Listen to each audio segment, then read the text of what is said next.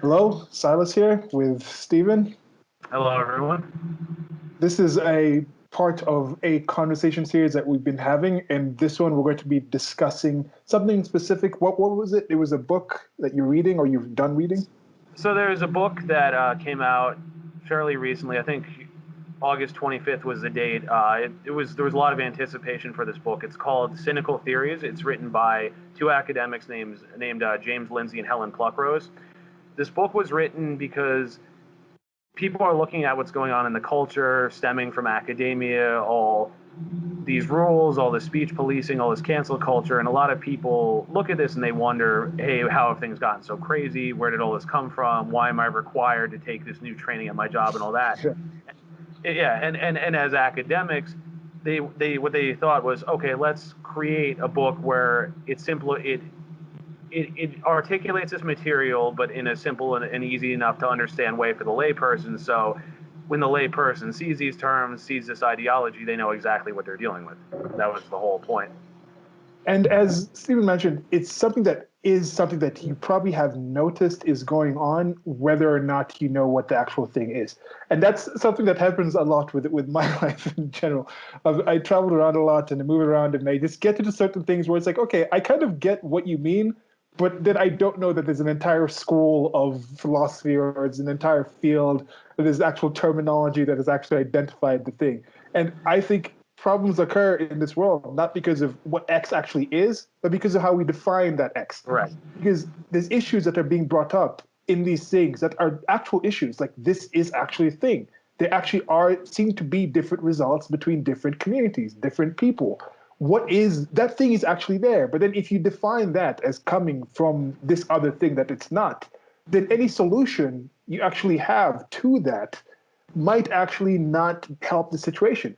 In fact, there could be some cases where this one group is actually achieving better because they went through what this other group you're comparing to is going through in a different time. And now, if you do things to prevent this other group that you say is doing worse from going through these things, it will never be able to actually achieve the foundation or the strength that it takes to be that other group that you say is more desirable. So there are just certain things like that where that's why I think it's very important to understand and get what this content is and why it's happening and why it seems to be resulting in so many negative things.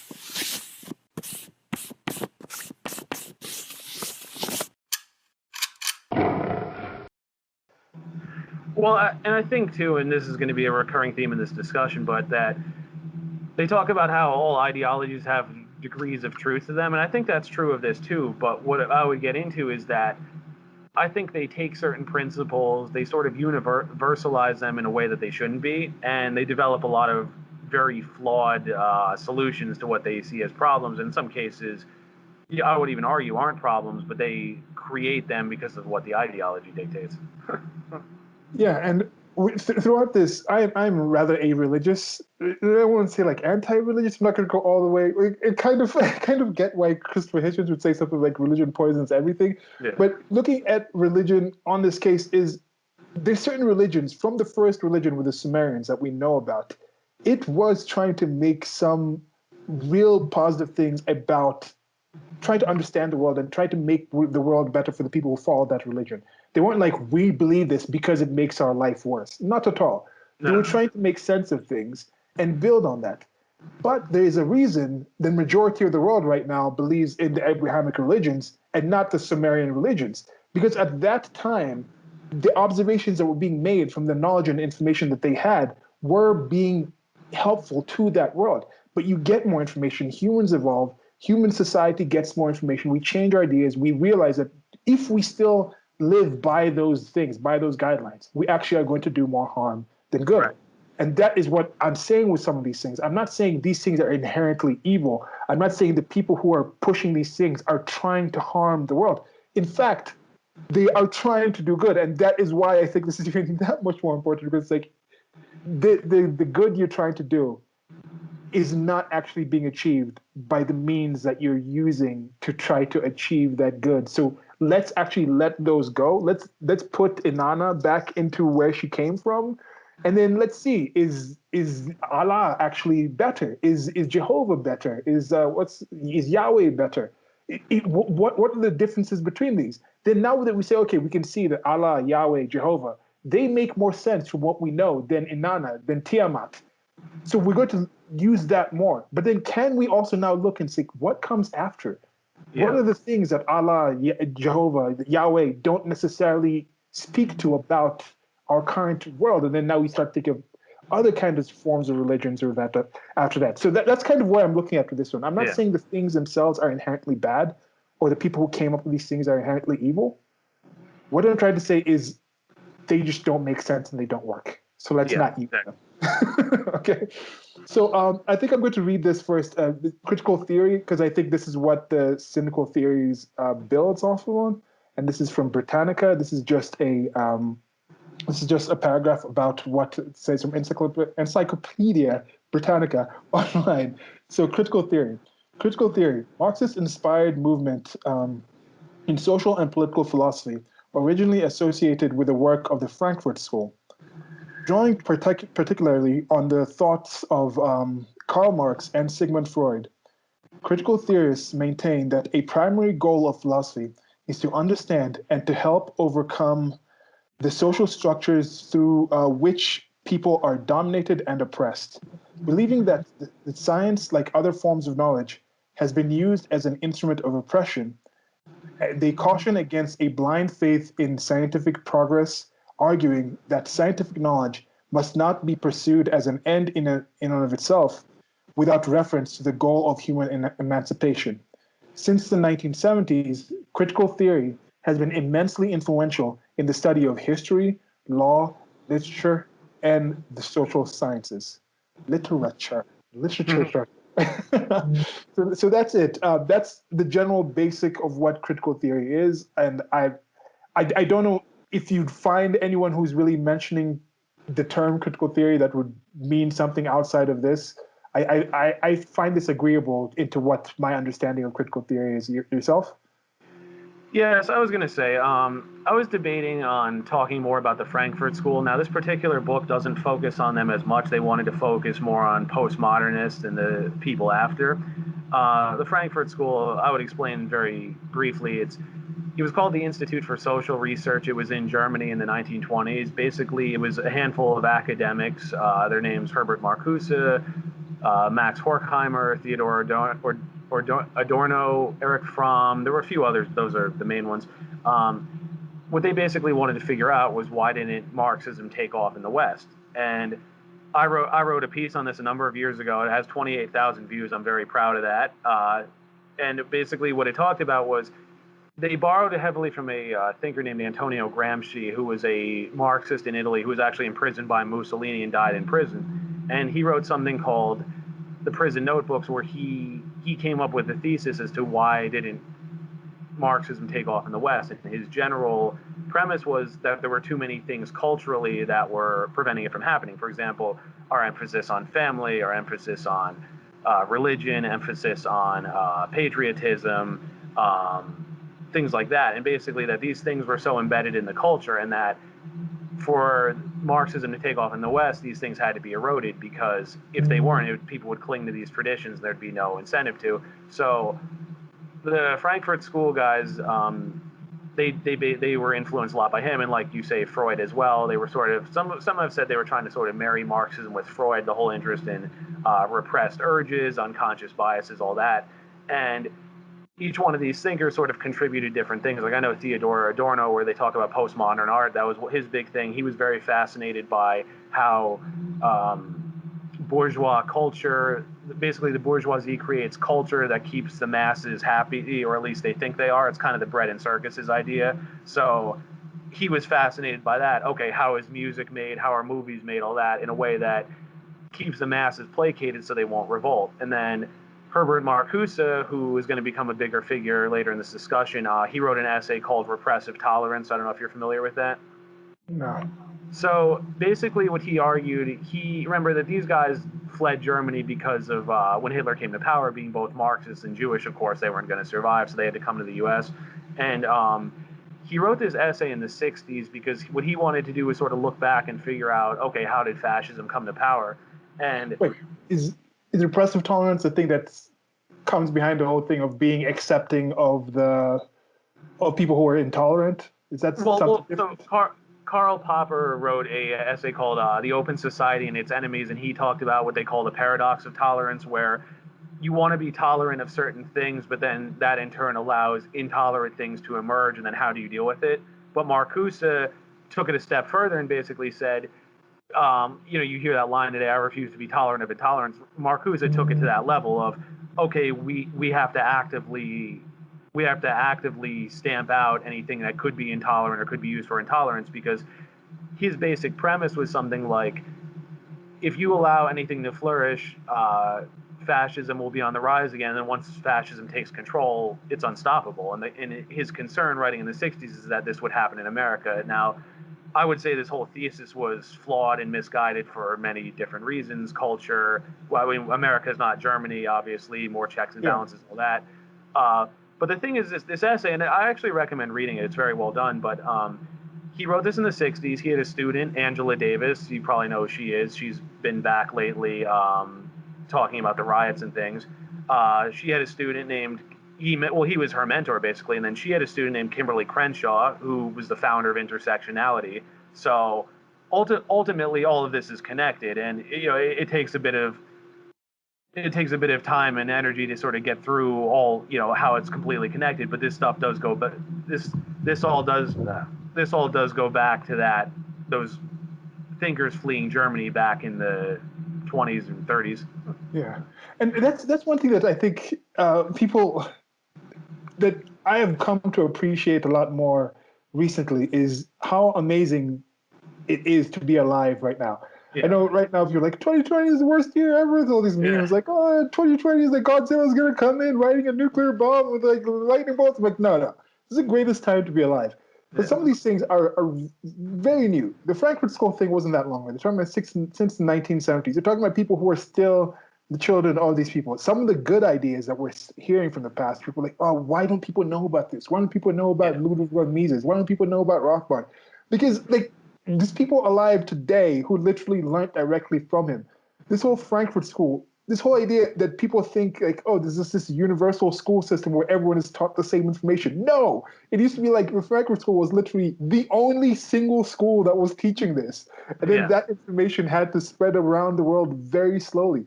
When you look at the older things, like with Plato and those people, there was like one guy in one village in some place speaking some dialect of some language, not even writing that stuff down. And think about how long it took for that information of some of the things that he was talking about to spread to the rest of the world. So when we're talking about some things of common sense, some things of this, or you think this one thing that you're seeing here has spread all over the world, that it's over, it's going to destroy the world. It's like, no. Take a step back. You personally might be the person who might be able to have an argument against something you find negative that ends up being the thing that proves that thing to be negative to everyone else. Or you taking the time to have a conversation with somebody, they might be able to teach you something in a way that completely changes all this thing. There's so much good information going on out yes, there that I think is an amazing thing. And there's certain things here just from the critical theory, which I think goes wrong with why this cynical theories book is actually written. And you can correct me if I'm wrong. Where certain assumptions here that have seemed to have changed.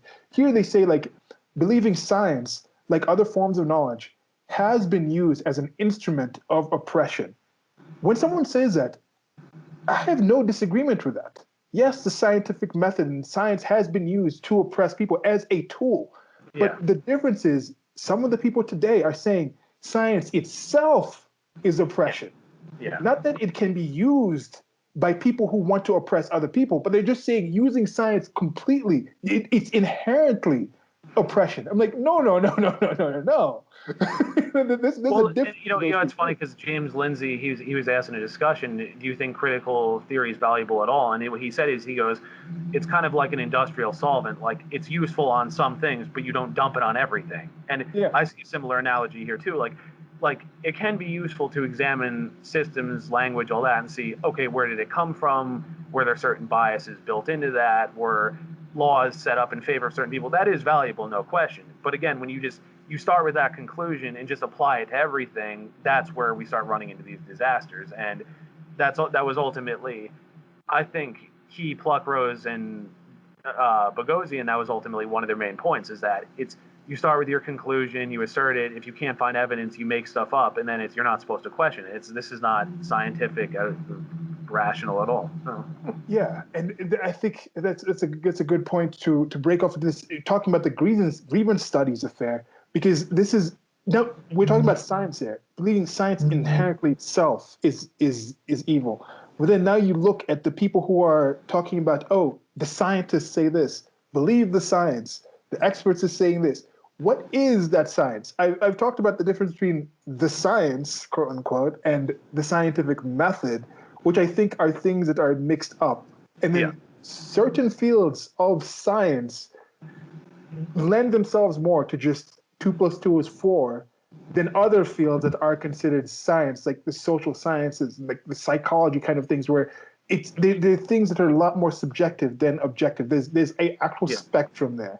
Sure. And if something is as an expert in a basic chemical kind of like a field in chemistry is going to have similar results no matter where they are. I guess there's some things where you can say there's some locations where like air pressure, but there's certain things you can account for a lot easier in certain fields, certain variables you can account for in certain fields of science that are not necessarily as clearly defined in other fields. If that makes that's going to make more sense, I think, as we continue this conversation. Yeah, So definitely. the grievance studies affair, as you mentioned Boghossian and Pluckrose, and we mentioned Lindsay before. What was the grievance studies affair? When did you first hear about it? I heard about this. I mean, it took place in 2017, 2018, roughly. I heard about it around that time, maybe a little bit after. I just wanted to give kind of a quick intro to the three main thinkers, just for people who don't know who they are. So Helen Pluckrose, she's the editor at Aereo Magazine. That's an online magazine. She has a BA in English Literature and a master's in Early Modern Studies. She's British herself, by the way. The other two are American. Um, James Lindsay, his background is physics and math, which we'll get into, but the whole 2 + 2 doesn't always equal 4 thing. That was a spat with him, but he actually has a math degree, so that's why it was interesting. His PhD is in physics. I'm not sure what he does for work now. He said something about running a business with his wife, but I couldn't really find much as far as what he does for work. Peter Boghossian is a assistant professor of philosophy at Portland State University. His background is philosophy and education. His dissertation was actually very interesting. It had to do with he actually went and talked to prison inmates, and it had to do with using Socratic reasoning to get them to question their own beliefs and change. And the other book that he and James Lindsay wrote, Impossible Conversations, I think I mentioned it in a past conversation, that was actually inspired in part by his dissertation, because it was, okay, how do you take people that you may completely disagree with and have a conversation with them, and then is that possible? Is it worth it? And that was, they wanted to write a book on that subject. So I thought that was very interesting. Boghossian's very big on Socratic reasoning in general, as far as getting people to question their beliefs. So just a general. Sorry, you about to say something? No. Okay, so just that's a general introduction.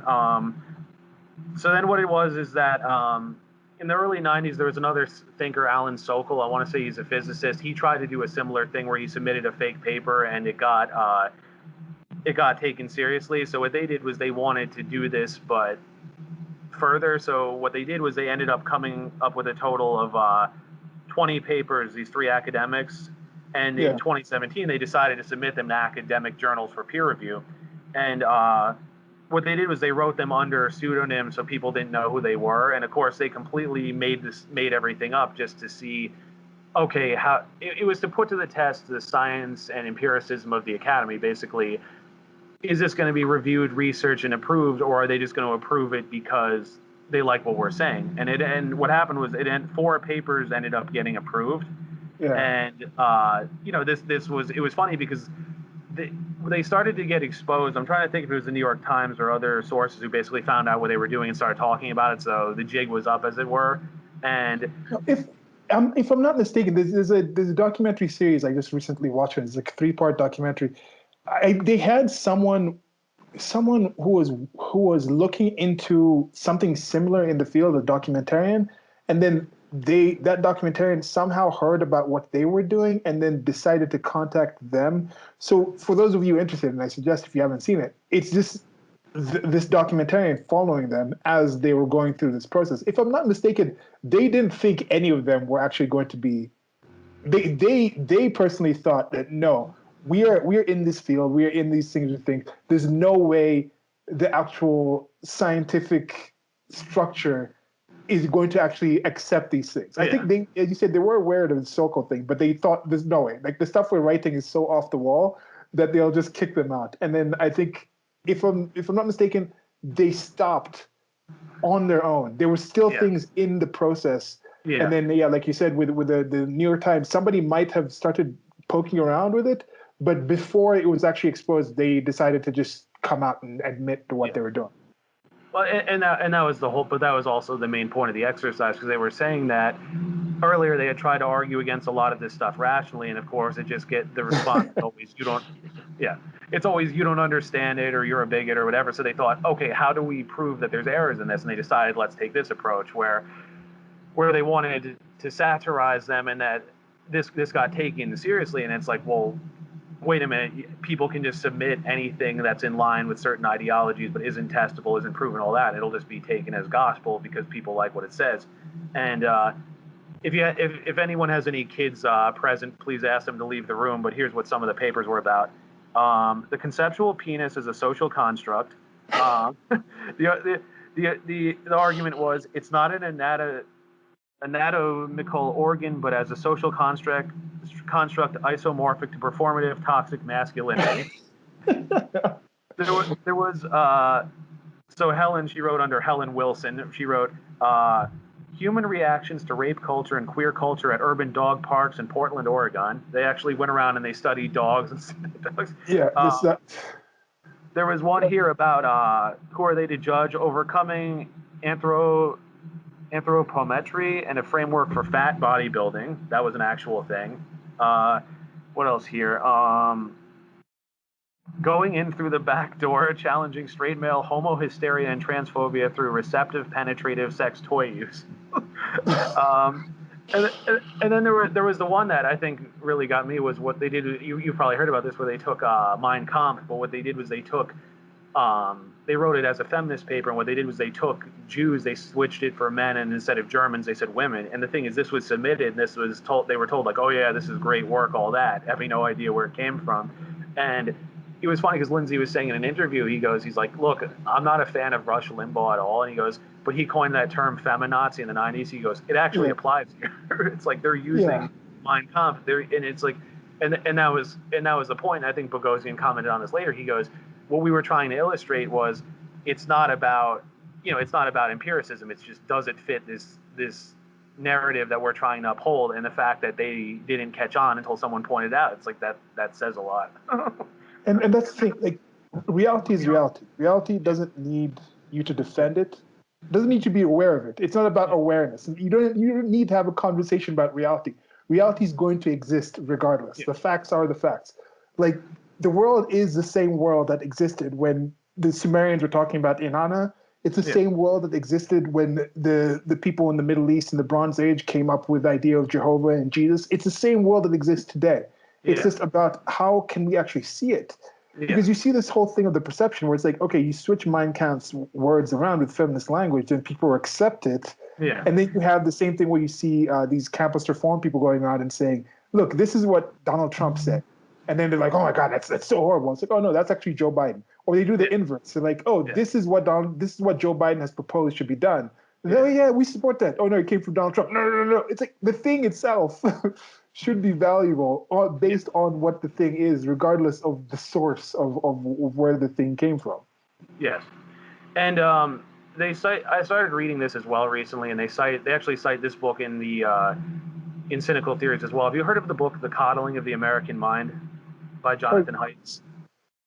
So they talk about a lot of these issues, and about, you had mentioned allergies earlier, and it's interesting because they actually use allergies as an analogy. Like, there's the whole study, they call it they call it the hygiene hypothesis. It's sort of that paradox, as we make everything cleaner, people are more susceptible to being sick because they're not exposed and their immune systems don't develop accordingly.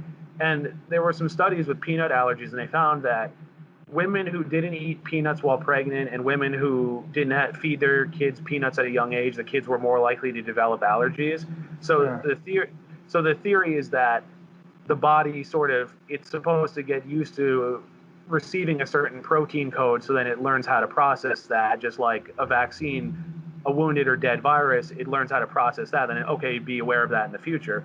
And they make the analogy that this has happened to America more broadly, where it's more, they call them, well, there's helicopter parents who constantly watch their parents, but they also call them, I like the term snowplow parents, where they remove all the obstacles from kids' lives, and then because of that, the kid never learns how to deal with obstacles. So then when they actually have to go out and do things, it seems that much harder. But then his analogy is like, look, I'm not saying leave your kid out in the wilderness and let them figure it out, but there has to be some balance here of, okay, kids have to learn how to deal with challenges because they're going to for the rest of their lives, and better that they learn how.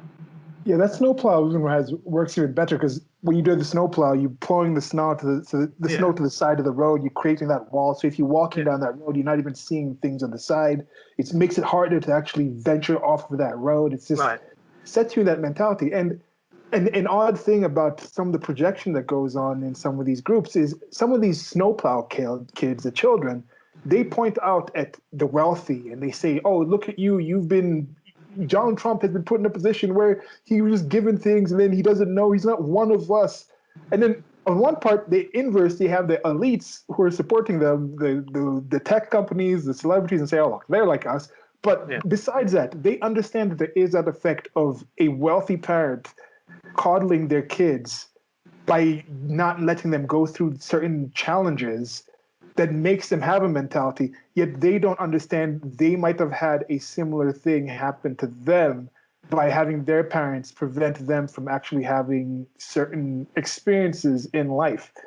So there is something interesting with that, and we see it also. We just the same way when I think the colonialists came to the New World, came to the Americas, and a lot of people died from the diseases that were brought over. yeah, A lot of people died from the alcohol tolerance. You look at certain communities and how good are they at actually taking in milk.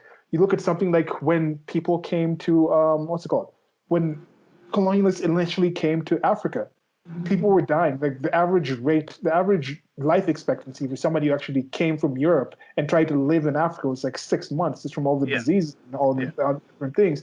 And then you have something where it's like most people, Negroes, developed and selected things that lead to something like sickle cell anemia because that was actually an adjustment that would actually make it easier for you to fight off the effects of malaria. So there's these weird things coming by that we understand from physical bodies. We understand from general society aspects.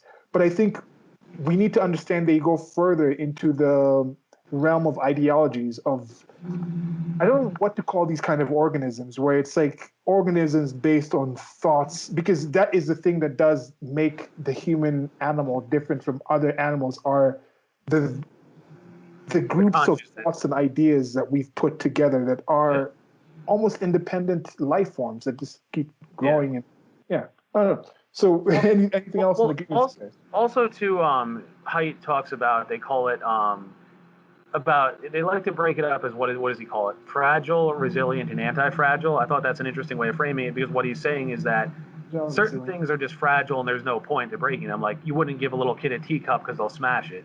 You Mm. would give a little kid a plastic cup because it's resilient. I mean, relative to a child, like a child can slam a plastic cup, it's not going to break. But then certain things are anti-fragile where they benefit from that resistance. Like if your bone breaks, it grows back stronger. If you work out, muscles get torn, but they grow back stronger. And it's the same thing with ideas that, okay, your ideas get challenged, they come back stronger, they get revised. But they're viewing it as like everyone is just delicate. Oh no, we can't expose them to any risk because they'll break and that's it. And if Key's trying to say no, the anti-fragility thing applies both to your immune system and to your thought process. Yeah. Yeah, and that's why we've joked about this, or people say, "Oh, we need to have a conversation." Normally means it's not really going to be a conversation. We're not No. actually going to have a discussion. It's me speaking at you. Or Yeah. when you talk about the actual cancel culture, where people are being deplatformed, where they're like, "Oh, we can't hear that. This is a taboo topic. We cannot speak of this." And one of the things that you saw that come from is from basic theologies, the taboo topics that You just can't talk about these things. If somebody has been shown to believe these specific things, you have to just banish them from your society. It's not something where you keep that person in there and discuss. It's like, no, completely out of your society. This is just something that is entirely poisonous to that societal body that you have. Just how there's certain things where we've recognized as a biological body, you're not going to be like, let me just have a bit of that cobra venom. It's like, no, avoid the cobra venom completely. If you find the cobra venom, don't bring it close by. But then, yeah, some things like you said, the peanuts, that's rather interesting and makes sense because a good friend of mine right now is going through, is right now pregnant, and congrats to her. We're going through this interesting, just talking about the gestation process, and I was thinking about literally the food you eat is literally what is building up your kid. Like if you only eat burgers from the 9 months you're pregnant, your child is literally 100% burgers. Like somehow your body has broken down the matter that made the burger and converted it into other things to make the physical body of your child.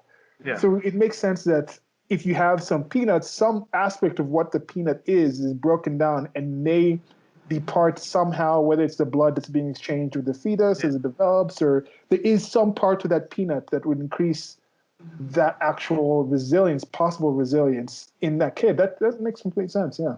Yeah, they think it might have to do with like the protein coding, like it learns to read the code of the protein, and then, like I say, with the vaccine, like it gets used to it recognizes the virus. Okay, I know what this is. I know how to process it now. And it's the same thing with the code of protein that, okay, the body learns to process that in sequence versus it doesn't. So when it does go in, it creates a reaction.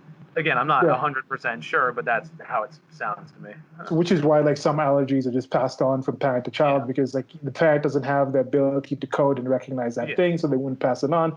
Yet this could be a way to slowly by slowly. But then I think we're going to get, before we get to the point where we need to have the generations of adjusting and developing to these things. Like I'm sure if you test your average Native American today, they probably have a stronger resistance to alcohol, even though it's still unfortunately very high levels of alcoholism in those communities. But you already see a slow change happening. But I think we'll get to the point where it's good for like gene therapy and things like that. And that is science. That is another thing. Science itself is a tool. It's a scientific method.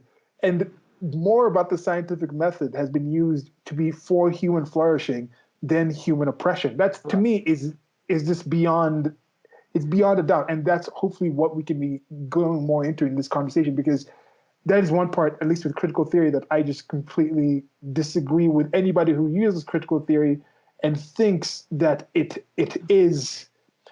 If you're using critical theory to find how science has been used to be as a tool of oppression, that's one thing. But I don't think what began in critical theory, I don't think the critical theory plus the world plus reality doesn't equal science is a tool of oppression. It as it said here, science can be a tool of oppression, but it isn't a tool of oppression in and of itself. And unfortunately, there's certain things that certain people have done, publicized, that I think like are we can't discuss eugenics, even though eugenics itself is, I think, a field that is very worthwhile to actually studying. Sure. We can't go into stem cell theory because some certain religions have certain beliefs towards this thing where that is an invaluable. Wait, it's like, no, you're preventing the actual good that could come from these things because of perceived evil of certain aspects of those things. I'll get more into this on this section on post-colonial studies, but that's something that comes up as well about how you've heard all that decolonize your mind, decolonize evergreen, all that, and it's like, yes, we should be aware of all the things Europeans did to Africans, natives, all that, but at the same time, I'm pretty sure if I ask those populations today, would you like to give up all the technology that the Europeans introduced? I'm pretty sure nobody is going to agree to that. Yeah. It's like you said. I mean, we can talk about, okay, how many people got killed, but then it's also like medicine created by these people saved how many lives. It's like it's not this zero-sum thing. Yes, we should pay attention to the oppression and all the theft and all the other things that were done. But at the same time, we can't write off all those other achievements and act like that didn't benefit people too. Because again, if I were to go to your country, other places, say, hey, how would you like to give up everything Western influence? I don't think people would be jumping at that, immediately. Yeah. That's an interesting thing that I've asked a few of the older generation. They'll say stuff like, oh, the a few will say, yes, these westernized things have changed the way society is here. That's why there's a breakdown. Then I'm like, okay, are you also going to stop worshiping the God you worship because you're Christian? That didn't come from Africa. They're like, no response to that aspect of it. There's a separate thing I saw with somebody from Zimbabwe, some politician just came out and said, like, the white man didn't teach us how to actually run our country. I'm like, what? Wow. And that's a rather interesting admission. You hear some people who I think are younger in general. I've seen some people just make certain observations and say, look, there's certain areas, even not just entire countries. You look at certain areas of certain countries, and you look at the places that were closer to where the colonists were, the capital cities and things like that.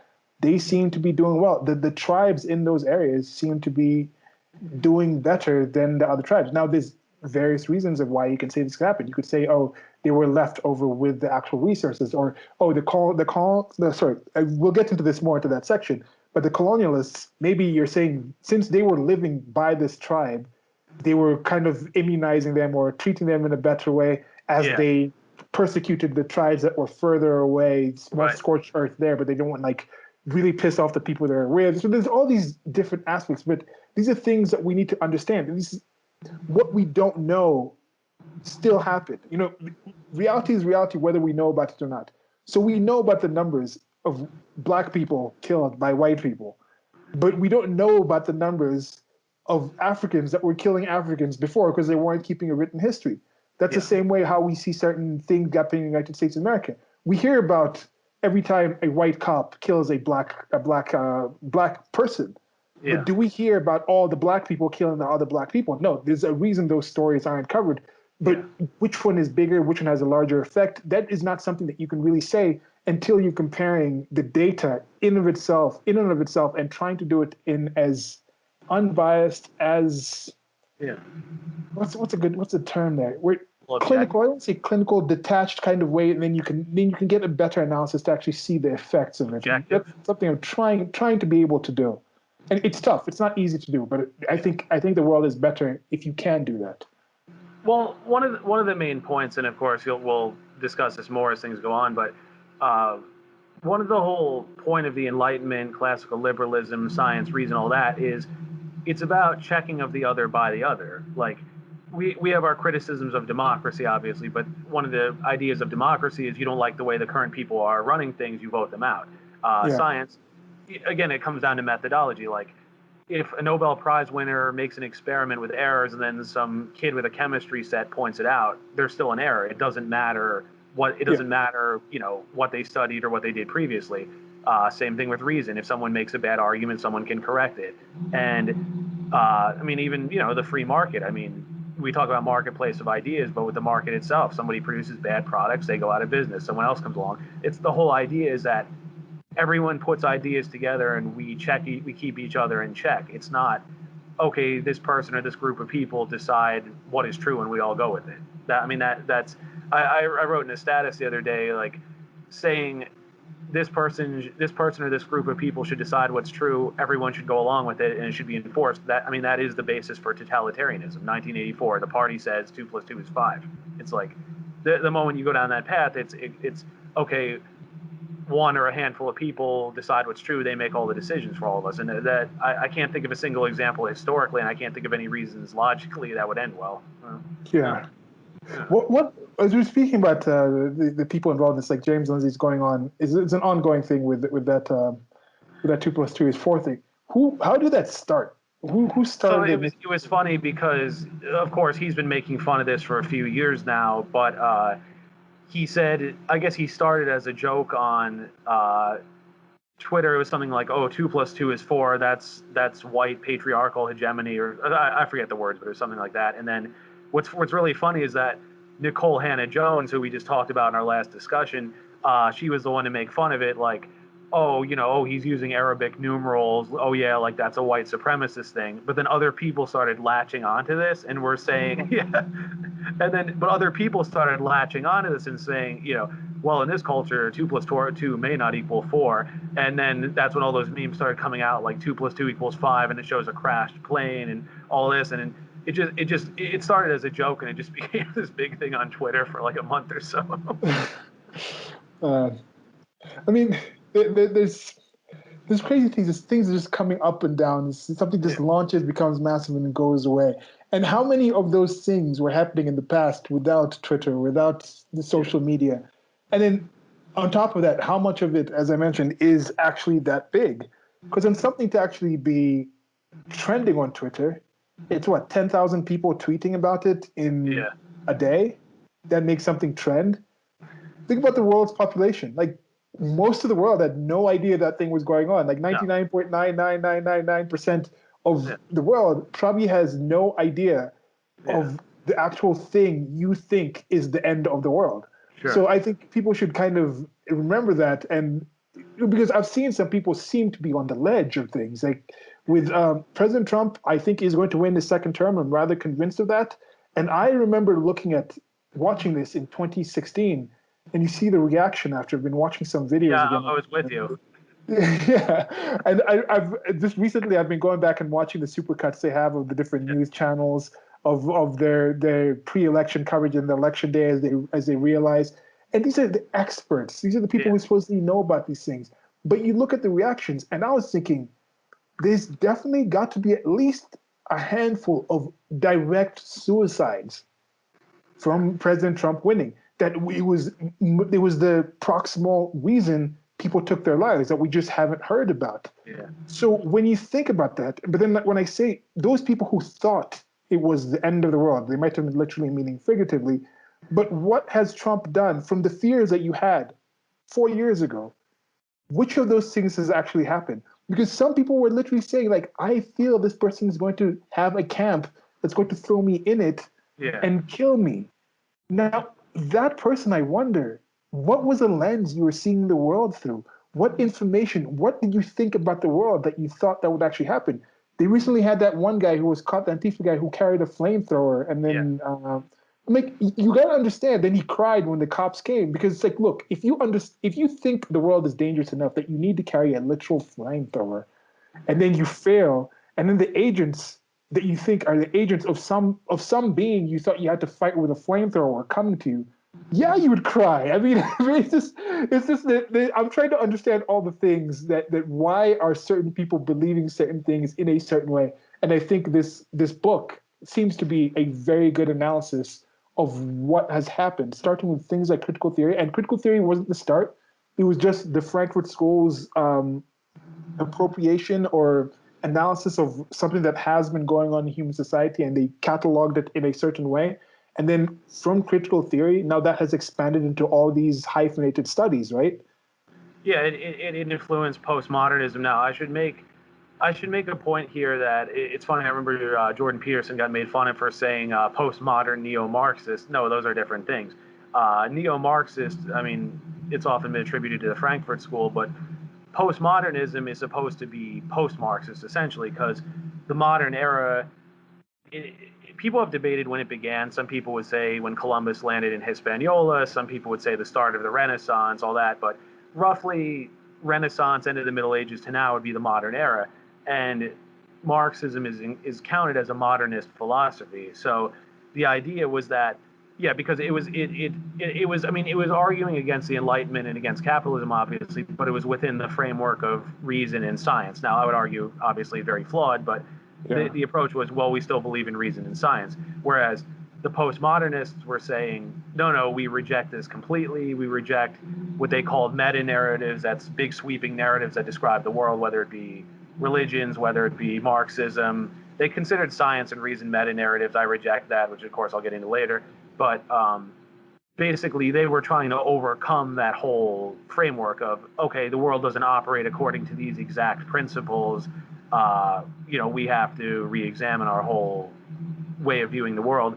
And what ultimately became kind of ironic, though, is that a lot of these ideologies essentially created their own meta narratives, and that's the irony, is that postmodernism was meant to overturn all this, but they ended up just viewing the world through another set framework. Yeah, and that's something they say here. They're saying believing that science, like other forms, and then they say they caution against a blind faith in scientific progress, arguing that scientific knowledge must not be pursued as an end in and of itself without reference to the goal of human emancipation. And I think right there they talk about the blind faith. And as you mentioned there, they said they were rejecting certain things like religions that were not counting on science and the things. They were saying, okay, we're outside of that. And I think you talk to your average religious person, your average theist today, and they will claim, and even your average actual priesthood of different theologies will claim that they are based on science and rationale. But that's not how it happened to begin with. No. Like religions have not, these theologies at their start were not saying we are based off of science, because even the scientific field itself is relatively new in its actual terminology, and identifying the scientific method, for example, is something that's relatively new. Now, science in and of itself, no, it was a faith. It was something that was faith-based. The people were literally saying, we don't have direct evidence for this, but this is something that we have experienced in a non-scientific way, but it's something you believe in. So when I see Christians or Muslims or Jews or these other people, Hindus, saying, no, we are based on science, I'm like, no, like, if what you think you believe is based on science, then you don't believe in Hinduism. You don't believe in Christianity. You don't believe in Islam. That's not what those things were. No. What you're talking about could be post-Muslim, post-Islam, Yeah. could be post-Christianity. You could be talking about something else. But just like here, now what's it called, the cultural Marxists. Okay, yeah, that's one thing. The cultural Marxists, are the cultural Marxists actually Marxists?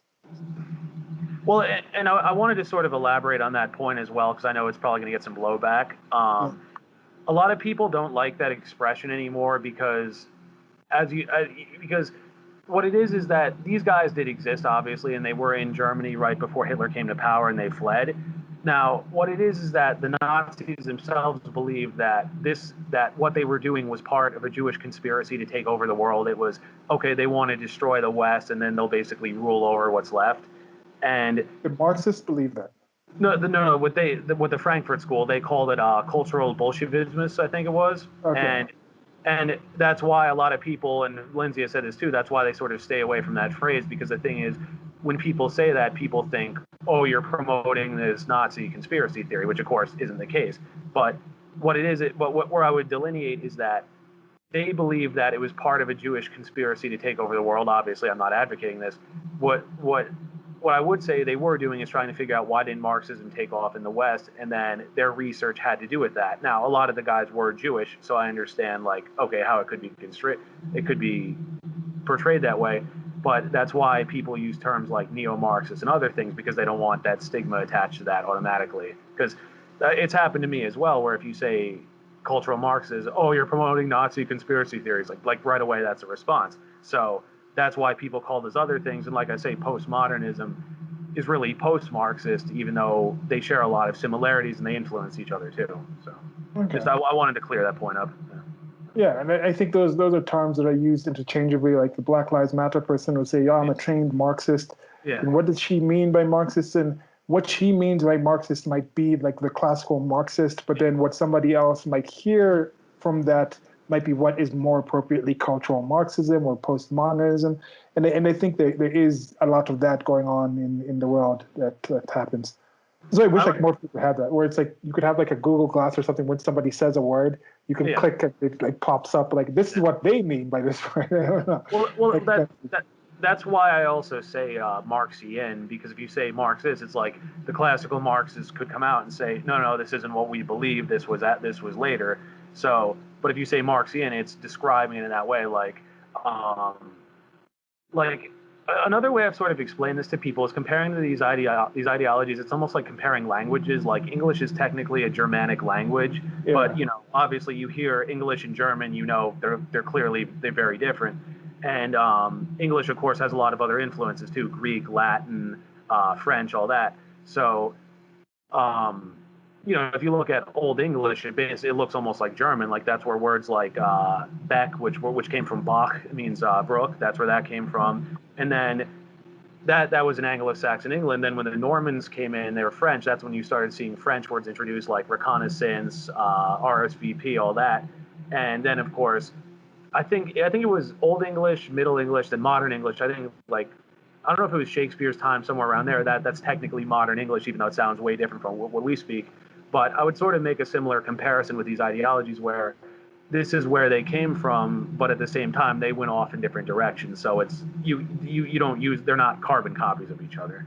So kind of like Marxism or Marx's thoughts and ideas could be more like Latin, and then Yeah. now you have English. Now you have French, Spanish, and Italian that are like the Latin languages that kind of have some similarities.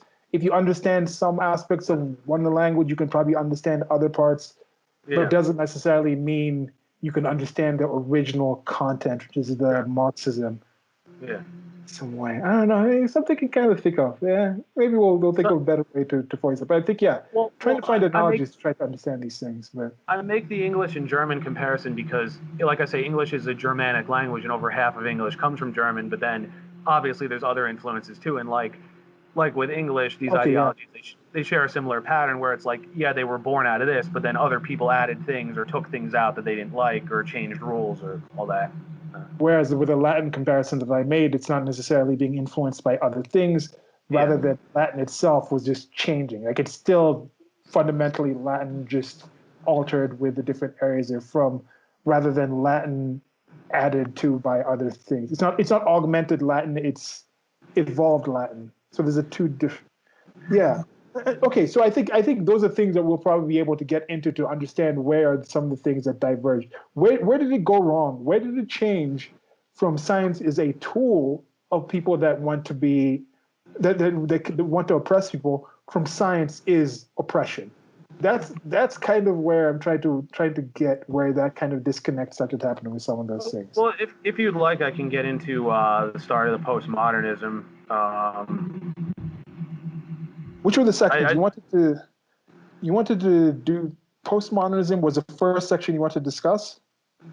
I wanted to just discuss first the grievance studies hoax, who the academics were, what the outcomes of that were, and then why they decided to write this book, which we pretty much covered. So that one we've covered. So is Yeah. there anything else you want to cover on that before we go into the first part of the rest of the conversation? When the rest of the conversation will be based off of the Cynical Theories book, and we're to divide it into different sections so we can do more of a deep dive into different actual parts of it, right?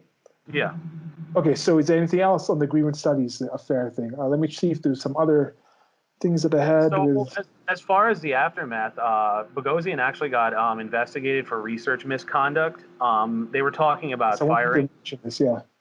They were talking about firing him. Fortunately, they didn't, and a bunch of people wrote letters in his defense, including Jonathan Haidt, who wrote that book I mentioned, and Richard Dawkins, Daniel Dennett, Sokol himself, a few other people, because they basically said like, look, this violates academic freedom, one, and it's like who's to say just because you're in another field you can't research this? It's like that goes to again the point about science of if one person can disprove the work. I mean, there's a story about Einstein's theory of relativity. When he wrote it, I think something like 150 physicists wrote letters opposing it. And now a lot of people have debated, okay, was that anti-Semitism? That a lot of it was challenging the views of the time. But he said something like, well, if one person can debunk the work, why do you need all these people? And Yeah. it's sort of a similar thing here. If there's flaws in this scholarship and it's being accepted and it wasn't retracted until people knew it was a hoax, what does that say about your methods and all that? And it's like instead you're shooting the messenger rather than examining the system. So Yeah. Like if I'm doing something as a joke or yeah, seriously, my intent towards it shouldn't change the actual content that's in there. And yeah, then you have this situation where you have these gatekeepers, and that's absurd. It's like, oh, you don't have to be a mathematician to actually come up with a formula. Imagine if there was an Institute of Arts and they said like, oh, the only way you can actually sculpt something is if you are officially a sculptor of clay. Like you can't just be somebody who paints and then one day you decide to sculpt. All of a sudden, oh, you're not a sculptor. That sculpture you made is all of a sudden crap. It's like no, the sculpture stands in and of itself. So I well, think that would be an absurd thing to do. Well, there was an article that Forbes did a few months back too about how it said it was something like doing your own research is deadly, and that's like a very scary path to go down. And Lindsay talked about this in one of his interviews too, that it pretty much perverts the whole idea of expertise, because expertise is this person knows enough that they're better qualified to arrive at the right answer on a particular subject. It's not this person has a degree, so we blindly follow them. It's like, It's kind of an yeah, academic. It's an academic version or a scholastic version of that whole as an X. As a yeah, black man, I can speak about this, but you as yeah, a white man can't speak about this. So like as a critical theorist, I'm the only one who can write about feminist critical theory. Like yeah, you as a mathematician are not allowed to talk about this thing. It's yeah, credentialism that goes in there. But there was another aspect I saw in the documentary that they talked about with Bogosian and Lindsay and Pluckrose. They were told that, oh, because they were actually doing studies on humans, and apparently they hadn't told those humans they were involved in the study. So there yeah, was some asterisk on that. yeah, And to me, that gets to be problematic. Who gets to decide and organize these rules? Who are the gatekeepers for these things? Like, should I be able to test things out in a group of people without coming out and being honest about it?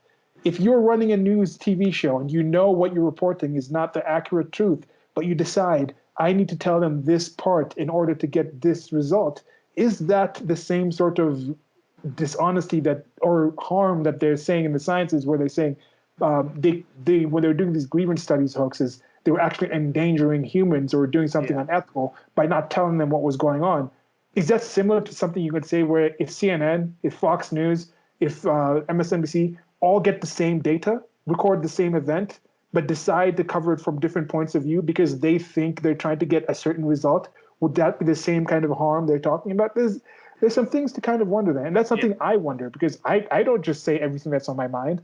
The yeah, things I'm thinking about, and I'm like, okay, if I say this right now, you, the listener, might not listen to all these other things that I think are more important to actually say. But yeah, if you had a situation where it's just like open, yeah. full on, wide spanning, open, like telepathy type of thing where you know what everybody else is fully thinking, what kind of world would that be?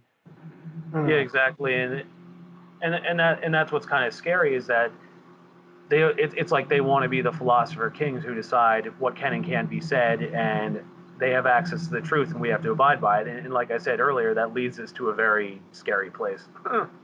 Yeah, because there is an aspect of that where they say, "Oh, you're a black person. You should vote for this. Oh, the black vote should go for this. Oh, the Latin vote should go for this. The educated vote should go. Oh, you're educated. How could you? How dare you vote this other way?" Yeah, They have this kind of thing, this assumptive thing where they assume because you fit into a certain role, they know how you think. You're supposed to yeah. think in this certain way, and to me, that is something that's very insulting and very harmful that I think should not be done. And also, again, we'll get more into this, but like they talk about how they would say that we need to acquire critical consciousness. That was basically the Marxian idea of class consciousness, but for this ideology. And they would say that somebody like you has an inauthentic conscience, and then it becomes like, well, who decides what's authentic and what isn't? First off, Yeah, none of these groups are monoliths. I mean, you said yourself in Kenya you have all these different tribes. It's not like any one of those is a monolith, and they're individuals. They have disagreements among themselves. So on the one hand, it's ironic because again, postmodernism, as we'll get into, is supposed to be railing against objectivity standards, meta narratives, but they're essentially creating that all over again. Oh, these people are supposed to think this. These people are supposed to, and then and then it's if there's no such thing as objective truth, why are these people supposed to think that? Like it doesn't. yeah. Okay, so let's get into that now. The Sure. postmodernism thing. I think I at least I think we've made a case of why we think this is important, an important topic. It's something that is out there. I think you listening can also think of other examples, indirect or direct, of your experience with the results of critical theory and the postmodernism and dash studies. And if you want, you could pause at this point and give some questions and other things. As we mentioned, or I think I mentioned, I don't know if this was mentioned in the previous recording, but we are encouraging this to actually be a conversation in the actual classical sense of conversation, where we can actually have some discussion with, interaction with, and reactions to what people write in the comments. There's certain questions and clarifications and things that you think we said that were wrong. Let us Yeah. know in the comment section. Very, very much appreciated. Okay, so Okay. this is the first section of a Yep. multi-part, a deeper dive analysis into things with postmodernism, right? All right, so first off, let's start with definitions. I sort of addressed this already, but what is modernism? Roughly the era of the Renaissance till now. We could say we're still living in the modern era. Um, Now, this philosophy, of course, or I shouldn't say it like as a general philosophy, it's a lot of different philosophers, but basically they say that the modern era has reached its limits, that we've gotten as much as we can from our institutions. It's time to reevaluate things. We're postmodern now. And it's an interesting thing because, again, it's not a unified movement. And these philosophers, some of them didn't, like one of them who I'll mention, Jacques Derrida, he didn't even like to identify as postmodernist. And it's sort of a vague thing. Here, the dictionary definition from Encyclopedia Britannica is a late 20th century movement characterized by a broad skepticism, subjectivism, or relativism, a general suspicion of reason, an acute sensitivity to the role of ideology in asserting and maintaining political power. That's the dictionary definition. I think it's pretty accurate. Um, Again, it's hard to define and summarize. The term first appeared in 1940 in literary critiques, but the section that we're really going to focus on is what was happening in the 1960s in France. This deals with everything: art, philosophy, history, culture, you name it. Um, it's been attributed. People have wondered, why did this originate? They think a lot of it had to do with disillusionment with Marxism. Like I say, I mean, this people have said this is post-Marxist because this was in the 60s when Khrushchev gave his speech denouncing Stalin. The tanks had been sent into Hungary to fire on protesters. The Gulag Archipelago came out. So these people who were hoping for Marxism to become successful, they were in a very tough spot because they saw the ideology that they wanted was failing, but at the same time, they didn't like the West either. So they were trying to figure out, okay, how do we come up with something better? That was sort of the start of this. It's interesting because in a way they believe that certain postmodern aspects they believe that certain aspects of modernism are flawed while others didn't go far enough. For example, again, they're critical of certain meta narratives like Christianity, Marxism, democracy, all that. Um, they believed in sort of a skepticism of authority and institutions, which the Enlightenment did to a point. I mean, that's obviously why kings were overthrown and replaced with democracies. But postmodernism likes to embody what people have called sort of a radical skepticism, like it's just this doubt about everything, this doubt that we can know truth. So then what we're going to focus on is what's been called theory. That's the French deconstruction variety of postmodernism that took off in France in the late 60s. Any questions or any commentary so far? Yeah, there's also an interesting. I have this thing where I'm more of an artist and lean more to the visual arts, where it's like art is a language of life, and then now philosophy, language itself, communication, those are different forms of art. I think anything expression-wise that humans do can be categorized into art. Like Sure. simply just killing the mammoth, throwing the mammoth on fire, and eating it. That's just nutrition. Simply just pointing at something like, we need to get there. It's safe. That's just like direct communication. That's simple. Whenever you start going into language and saying, let's get there faster or higher and things like that, now you're starting to add things. When you get the mammoth and you say, let's add these herbs or let's add the salt to get the meat a certain way, now that's cuisine. That's a different kind of thing with like art and some changing of it. So I think when you come to some of these things like postmodernism, when we're talking about the philosophy, that is a form of art. And there's also some things that go along with these things also in like the artistic field. There's like postmodernist art. And that also did transition around that similar time, like 1962 and 1968. And I'm not going to have the time to do it now, but I think before the next part, or might do this in a separate one, I'm going to go in and kind of try to.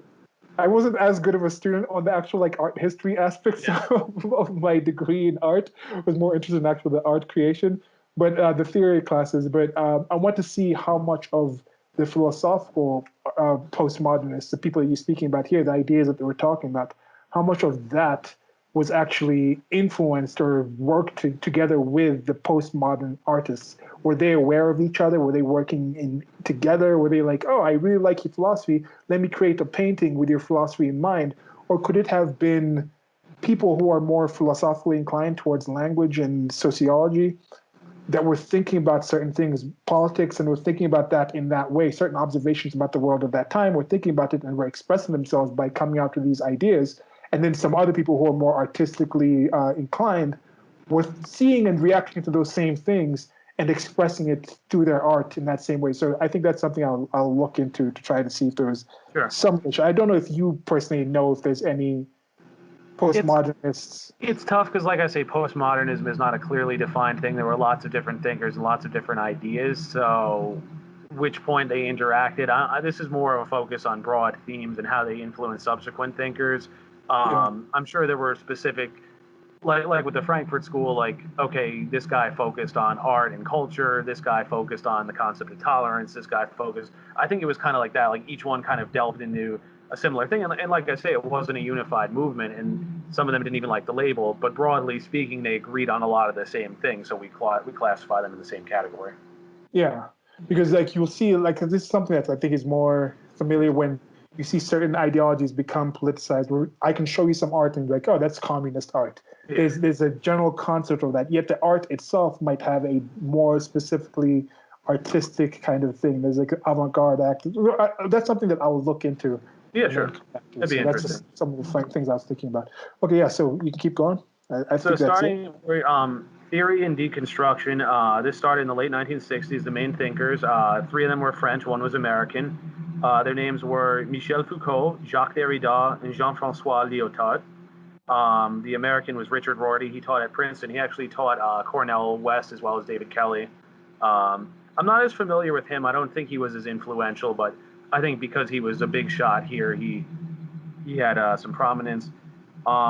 Basically, emerged for the reasons listed above. There was a lot of pessimism and cynicism. That's where the title of the book comes from, Cynical Theories. These people have a very cynical view of mankind and development. Um, this was sort of bringing back the Luddite fallacy. Technology is improving. Oh, are we going to be out of work? Are we not going to have jobs? Is our life going to lack meaning? All that. Um, I think a lot, and it's interesting because Nietzsche was a big influence on Foucault in particular, and I think a lot about how one of Nietzsche's major insights was with the decline in religion, people would turn more to ideologies that would promise heaven on earth because it was, well, if I'm not going to die and go to heaven, I'm going to try and create heaven on earth, but in reality, it's going to create hell for everyone. And he sort of was foreshadowing the rise of communism and fascism. And I know Foucault, like I say, was a big influence. Was influenced a lot by Nietzsche, and I feel like they're channeling a bit of that here. Like, okay, as science explains more and more, and obviously we don't have faith anymore. It's, well, okay, what's the point in our lives? And I think, in essence, that combined with cynicism and pessimism, they were trying to sort of figure out where do we go from here. So, But with that one, I'm wondering, what were they defining as religion versus, was it religion in specific or theology in general? Because well, as you mentioned, well, like I say, I think meta narratives in general. So they rejected the idea that there's like one worldview that explains everything. Like for example, Marxism, it can explain, okay, here's what it was like when man was free, and then you had feudalism, then capitalism, and then socialism. Like there was a whole explanation, a theory of history, how things would progress. Christianity, same thing. Okay, the world is created. The world would be destroyed in Armageddon, new heaven, new earth. I think what it is that they rejected those broad, sweeping narratives that described how everything worked, and they were basically saying all of those were flawed. And again, they included reason and science in that, which I reject, and I'll get into further on. But they basically rejected those broad narratives that explain how the whole world works, I think, if you yeah, put it and very simply. I'd say with those narratives, they were kind of organized into theologies. Yeah, Because if you're just talking about, I think when they specifically write there against blind faith, and then faith is the key part to define yeah, religion, and every theology is faith based. Not every religion has gods. So I yeah. think there's that kind of different thing. So if they did they truly think people were the end of faith was coming, or did they just think it was going to be a weakening in the predominant theologies of the time? It's hard to say because I think with Nietzsche, he saw the Industrial Revolution happening and he thought, oh, if this continues the way it is, science is going to explain more and more, and then people are going to just doubt all of this. Now, he was writing in the late 19th century, these guys were writing in the 1960s. Um, but I think it was sort of building off his thesis, but it was just like if things keep going, combined with, well, now we know Marxism, it resulted in all those things for those events I described in the 1960s, and also we don't want fascism again. So where do we go from here? And I think that's really what they were struggling with. Yeah, because I think if you took the certain behavioral patterns of people today and you took it to them without taking out the subject, switching out the language, they would still recognize that as religious behavior. I don't think they would Yeah. be surprised to what some of us what kind of was a revelation to me once I started looking at the way some people behave is, okay, if I think they're coming at it as a religion, that makes a lot more sense. Yeah, Whereas I think if you showed these things to Marx and some of these other people, they would understand like, oh yeah, that's just a religion. And yeah, I don't think they would have necessarily seen that the reduction of the predominant religions that were existing while they were witnessing it would have just made way for different forms of religion. I don't think they would have seen that. no. And but again, I think that was Nietzsche, because Nietzsche wrote the Will to Power, but he was kind of losing his mind, and I think it was going to be part of a larger series where he basically said, okay, how do we deal with this change? And one of the things he predicted, which I think is great, is he predicted nihilism, the struggle with it would continue into this century. He ended up being right based on looking around at what I see. But It's tough, man. When you see some of these people like they're losing their mind, I'm wondering because I've been through some times where it's been really stressful, and you also see yeah, people. Like I mentioned that flamethrower guy, yeah, and that recent guy who just shot somebody in Portland. Like these people are not stable. no, They're not in good places. I was in a lot worse place. Like I remember there's a time I had really serious mental crisis, realizing certain things, and it was from a lack of information. And I think with somebody like Nietzsche, maybe the things he was thinking about, he just had limited information. If he had access to the internet and he could see what was happening in other places and get more accurate idea, he may yeah, have been more heartened and not have crumbled and broken down so much and gone into psychosis because possible. Yeah, he might have been just too focused on one thing and not realize all the positive things and possibilities that were out there. And I think yeah, that's what happens to a lot of people. They yeah. truly think the white man is out to get me. Like, I can't get away from this. And living like that day after day after day, it's not a good place to be. And then if Well, you all of a and sudden find out that, hey, that's not kind of true, or there's ways I can get out, you can get more energy. and they touch on it later in the book too, but they talk about cognitive behavioral therapy, and the authors who wrote Coddling of the American Mind, they talk about this, how a lot of these ideologies do have a reverse cognitive behavioral therapy effect, because the idea is that CBT, it's supposed to be, okay, you learn to deal with challenges better, so you don't catastrophize. Then as you deal with the challenges, you become stronger, sort of like the analogy of the muscles being flexed and becoming stronger. And what they're arguing is that constantly telling people you're under attack, you'll never make it, it's having the reverse effect where they're afraid to take any risk at all. And then they start creating these caricatures of how things are in their mind. And then when they have to confront reality, they just snap because it doesn't match the caricature. Yeah, And and I think yeah, it's kind of a current year form of you hear a lot of people. At least this is what I hear a lot from Christians and the people I get along with most. I associate with most in my life is I'm a God fearing person. Should be a yeah, God fearing person. There's an enshrinement of being in a constant state of fear of a yeah, being that's always there is something that is desirable. It's no, I don't really I find that to be a disgusting thing. If somebody says, "Oh, I'm a God fearing person," like, I don't want to be around you. Like, why would you be proud of that? Like people say, "Oh, like the problem with women is you need to find yourself a God fearing woman or a God fearing man." I'm like, no, you don't. Like, let's not enshrine fear. Like, yeah, exactly. it's a weird thing, and the victimology and these are things I think we'll get into more as we talk about these things. So yeah, sorry, did There, I? there's a very good video too I posted recently from the channel Aiden Paladin, the psychology of victimhood, and Mhm. it's pretty long, but she touches on a lot of the stuff. She cites some good studies which are really interesting, and she gets into the whole thing about, well, if you create incentives for victimhood because people are rewarded for it. Um, I know she and I think Carolyn Borisenko have also talked about this, the whole idea of people get used to certain environments. So, like, for example, they've done these studies showing that a woman in abusive relationships will keep going back to those guys because that's her comfort zone. And if Yeah. she dates a nice guy, like, she'll actually feel uncomfortable because her body will send her signals saying, like, you're not in your usual comfort zone, get out of it, do the usual. And obviously it's not set in stone. She can change it if she can either self-reflect a bit, or if she has deeply seated issues, she can go to therapy. But the idea is that your body will actually recondition itself to accept this as normal. And I think for some of these people it's the same thing. Like, if you're used to being angry or whatever all the time, being pulled out of that and actually, hey, I can be happy, hey, I can, but like, it's sort of a shock to the system, even though it's ultimately beneficial. So Yeah, I mean, life tries to find its way to actually survive. There's optimal situations, but it yeah, will find the best kind of thing to do with whatever it has. And then now, if you have that situation where you're not accurately describing what you have, that life form can be driven into certain behaviors that are not that accurate. Some certain suicidal, self-destructive behaviors because it's not completely aware of the abundance of possible resources. Like a plant doesn't know that if it grows to one side in the dark for maybe a year, it'll get out of this dark place and then be in full sunlight. Instead, it'll just go towards a small sliver of light that is in the further distance that it might never actually reach. But then with humans, we have the ability to know because some other plant can communicate to us from the other side of this thin wall that, hey, all you got to do is go through this harder wall right now and you will eventually get to this better place. So there is an aspect of that that I think is very important, which is, to me, what going through those boundaries and saying, don't talk about this content. This is the way it is. You're in this suffering was like knocking and seeing, trying to define the parameters of this suffering, whether it was real or not, has really helped me so much more to just become such a better person than I was just 5 years ago. Right. Day by day, I seem to be improving by just getting the access to this human information that we have, and just become a better person. I don't know.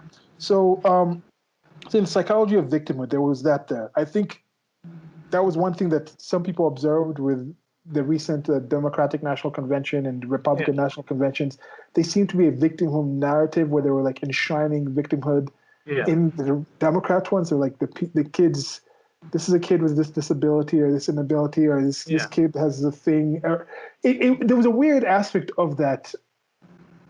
These are the negative things about this place that we need to focus on the negative and the harmful and the things that are wrong about this place versus this other party saying we need to focus on the positive.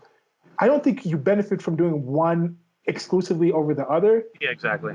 But it seems to be a lot more detrimental to focus on the bad over the good. Yeah. That makes any sense.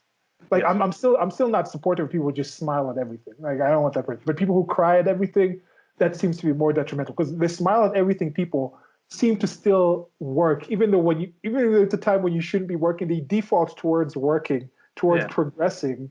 It's actually more progressive to be happier, to be positive than it is to be negative. Yet it seems the progressives are a lot more focused on the negativity, and that could be the double speak kind of aspect. Okay. Another really good book I want to mention briefly is Explaining Postmodernism by Stephen Hicks. I've met him, actually. I have a picture with him on Facebook. He's sort of the other end of this. He was writing about from sort of the reaction against the Enlightenment from about Rousseau, Kant, all the way through Marx. He touches on the Frankfurt School a bit, but then finishes with these thinkers that I'm talking about.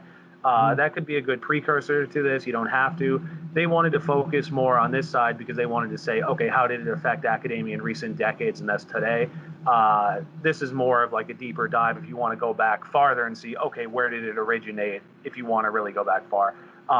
Again, I recommend both. I mean, I think this is a little more relevant today given what's going on. But if you're really curious and you want to know what happened further, the title is Explaining Postmodernism, Skepticism and Socialism from Rousseau to Foucault. Very good book. I've met the author, like I say. I have a picture of him. Pretty cool. It was the debate. The debate was, is postmodernism necessary for liberty? That's on YouTube. Is it a Soho Theater thing? Sorry? Was it a Soho debate? It was, yeah. It's that debate is on YouTube too. If you have any interest, it's pretty good. Okay, so moving on. They mentioned a few other thinkers here who touched on some of these themes as well. There was a guy, Gilles Deleuze, and then Félix Guattari. They're both French, actually. They delved into how society was constrained by capitalist consumerism. That was sort of, I don't know if it's related, but sort of the John Kenneth Galbraith thing about how, oh, we're wealthy, that makes us decadent, we lose sight of what meaning in life, that, etc. There was Frederick Jameson, who was an American Marxist, who he was influenced by a French thinker, Jean Baudrillard. He saw the modern state basically as sort of a copy of things that existed before, and his complaint was that meaning in life in previous times was found by creating these institutions, whereas now it's more we're just kind of riding on our ancestors' achievements, so there's less meaning. that was, if I understand it correctly, that was his argument. Like And what sort of institutions? well, I mean, like the government, the technology, all that. Like, I think his argument was something like where there was meaning in developing these things, and as life becomes easier, there's less meaning. So that Yeah, was I his think argument. that's to me that's something that I object to when a lot of people say it's just, I think, from a false idea of what the past was. Yeah, In history, the fact that we hear about something from history is because it was worth telling. We don't hear about the 99.999% of the people who just didn't do anything, that were just pretty much just living lives that were sure, achievement-wise sure. just at a hair's breadth above basic apes, basic chimpanzees. Yeah, Most people were doing nothing. Most yeah, people invented nothing. yeah, And then some of the things that we see right now that we're like, oh, we're not doing these things anymore. We're just under a false sense of time that yeah, we think these things were created in a generation. Like there's a generation of people that literally saw government come to be. There's a generation of people that literally saw the fields of whatever you want to call technology come to be. No, there wasn't. Those yeah, people were also appropriating from a long length of yeah. actual information. Is this guy? I forget what his name is.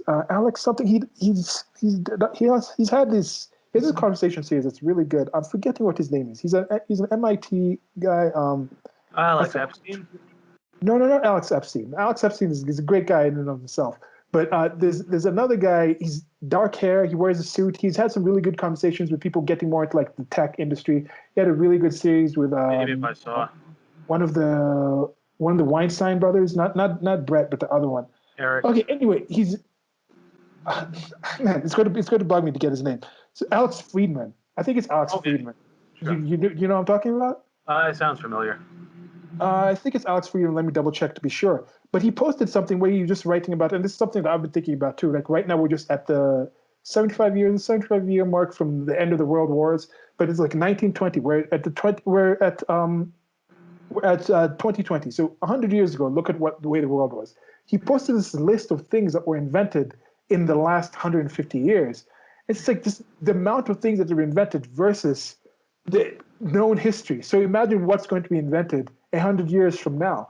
Like Yeah, people, be happier about being a human being right now. This is such a good time to be a human. Like to see yeah, people just fall into these depressions. To think about the depression I was in. This is simply yeah, like 5, 6 years ago, looking at sure. the world and believing some of these postmodernist type of things. I didn't know they were postmodernist. I Yeah, didn't know there were the things that were discussed in this cynical theories. I didn't know how cynical I was being about the world because I just didn't know what the world. I didn't know a fraction of the information about the actual reality of the human ape that existed out there. And it's just it's. I go into these little rants and get a little passionate about it. So yeah, okay, keep going. I'm going to find that guy's name and come back. sure. So what I want to address now is the postmodern principles and themes. There's two main principles, four themes that keep coming up in all this thinking. It keeps coming up throughout the book as far as these ideologies are concerned. Mm-hmm. Um, Postmodern knowledge principle is that objective truth is unknowable as the means for acquiring knowledge are culturally constructed. Now, what that means is that there are certain things we can know are objectively true, but by the way, our culture constructs knowledge. It gets by the way, our culture develops knowledge. Those that does get influenced by biases and things. So, for example, the analogy they use is that we would say we know that objectively the sun is the center of the solar system, but they would say we learn that because of how our culture constructs knowledge. Whereas in the past, there were sun worshippers who believed that this is my own addendum. They didn't say this, but there were sun worshippers who believed the sun was the center of the universe. Obviously, they ended up being right sort of intuitively, but then for how Yeah. long did people believe the earth is the center of the universe? Aristotle, all these other people, of course, Galileo with the church and all that. Um, so it's not that objective knowledge can't be known, it's that prejudices and biases from cultures make it harder to know. That's their understanding, if I follow. Um, did you have something to say, or? No, I mean, and that's something that's true. Like if Yeah, you're going to think about and have different opinions on things from yeah, depending on what side of the fence you're on. It's going to be a thing. If you're in the car driving on the highway, on the road, you're going to a certain location, you're going to have a different point Yeah. of view on the people standing in the road protesting Yeah. some incident that you've never heard of.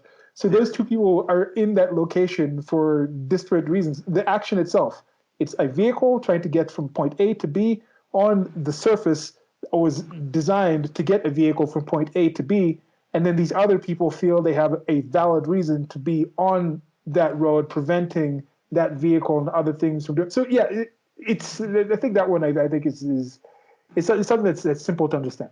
Yeah. Yeah. So they call this cultural constructivism or social constructivism. Richard Rorty said we need to make a distinction between the claim that the world is out there and that the claim that the truth is out there. That was sort of his way of explaining it. They reject what's called the correspondence theory of truth. That is, you make a hypothesis, you observe reality, either reasoning or science, whatever it is, and then, okay, based on observation, it's verified. They would argue, no, because of our biases and prejudices, we can't do that. Um, Foucault talked about what was called discourse theory, which is a function of power. He coined the term power knowledge. Basically, that discourse theory, it has to do with discourses are determined by the people setting them. So languages were constructed and the rules were set by powerful people, and then those types of people are the ones who benefit from those rules and those structures. Like, for example, you mentioned earlier about ebonics. They would make the argument, well, we're abiding by language that was set up by white people based on what white people wanted. We have to consider other languages, other dialects, all that. I'll get more into this below on the section on language, but that's broadly speaking what you're saying. He used the term episteme, which you can tell it comes from epistemology. He had what were called regimes of truth. That is, knowledge is local and it changed based on time and place. Like, for example, about knowing where the sun is. And again, regarding knowledge broadly, there's a deep skepticism. Obviously, the Enlightenment allowed for skepticism. Science requires skepticism, you could say, and still distrust of authority. But they took it to a radical extreme, doubting most things. Now, postmodernism is not skepticism, the philosophy, but it sort of heads in that direction of doubting a lot of things. And then Lyotard especially was big on skepticism. He was very skeptical of science as a meta-narrative, believing that science was influenced by all these biases and everything. All right, that's a section on knowledge. Do you have anything to add? Or With that aspect, you see, when they say something, when you focus on one aspect of it, when you say, oh, this person invented this, so it is inherently beneficial to that person, and that's bad. That addition of "and that's bad" is something that is a value judgment about the thing that I disagree with. yeah, I do believe everybody does things because it is somehow beneficial to themselves as an individual. Then then it breaks up from the individual to their family or to their relatives, then to the bigger groups, and then it gets to a certain point where it's like, okay, you haven't really considered the effect on the people outside of that. yeah, Now, there's a difference between doing something that is intentionally going to harm someone else versus this is a limited resource. If I go to the store and I see an apple and I'm like, okay, there's 100 apples here. If I buy that apple, if I buy like, okay, I'm going to buy 10 apples. I know right now, personally, I want to eat one apple. I can only eat one apple. Like that's the amount of space left in my body. But I'm going to buy 10 of them because I know like in the next couple of days I'll also have some apples. I want to make some apples, like an apple pie. I want to make like maybe like some pork with apples, and when like keep some apples just for some other things. Maybe make some apple chips and dry them for later. I do that. Technically, by me doing that, it is at the disadvantage. By me buying those 10, it's at the disadvantage of the 91st person that walks in to buy apples. But by me buying those apples because it is to my benefit, it yeah, doesn't mean I am intentionally trying to harm person number 91 from yeah, having an apple. yeah, And then who is going to judge and say that because there is a theoretical person number 91 to 100 that I should be limited to buy one apple? Who says that? Because for yeah, all you exactly. know, you might think there's this theoretical person Yeah, 91, and then it might only be 95 people. And then by you preventing me buying those 5 apples, the initial person in the store who bought those apples and took the hit to actually bring them and produce them and put them and paying the rent and all these things, they get taken into the waste from not actually having those apples still there because now those apples just go to waste. They don't have the money for those apples. So there's so many things that are complicated in there. So when people start putting those valuations and saying those added things, to me, I'm like, okay, don't add that aspect. Yes, everybody does things that are considered beneficial to them. That's why I'm saying this conversation is important, because people look at the postmodernists. People look at the black community, say, why is black community still voting for Democrats, even though the Democrats are responsible for all these, have been in control of these areas, and their status of life is not really improving? Why are people deciding to vote for more welfare when being on welfare actually hasn't been shown to have positive effects on you? Why are people still saying single mothers, we need to praise single mothers, when it shows like 80% of people who are in jail come from single parent families? Now, that's not saying that if you have a single parent, you're going to have a criminal kid, but it happens to be a lot of criminals happen to have parents that are single parents. So why are people doing these things? They're not doing it because they understand it's harmful. They clearly see the harm from these things, and despite that are praising them. It's because they don't see those. So let's have these conversations. Let's define these things. Let's talk about this as many times as possible until we are as certain, as people listen to this are as certain, that the human society, the human life is not going to be better by bringing about chattel slavery. We understand that. We don't really have to debate that anymore, because people have spent hundreds of years talking about that. That now we can put that behind and be like, okay, that's not something we need to discuss anymore. Child sacrifice, that's not something we need to discuss anymore. Just raping and pillaging for expansion of nations, and that's not something we need to discuss anymore. Let's get certain things to that point. I even saw something recently. I think it was from a fair in 1942, where you may have seen it going around on Facebook, where they would actually, like, it was almost like a dunking booth, but I think you were hitting the person itself, and the person, it was a black baby, and obviously that's horrible. But it's weird because people who were posting it, they were acting like it's happening now. Like, I found it very strange. They're like, "Oh, I'm becoming better educated." I'm like, "Yeah, that was horrible, but I mean, what does that have to do with, like?" Can you find anyone anywhere who would advocate that now? Like, it's, Yeah, it's like it has to be in the dark fringes of society where you hear this, where this stuff used to be out in the open.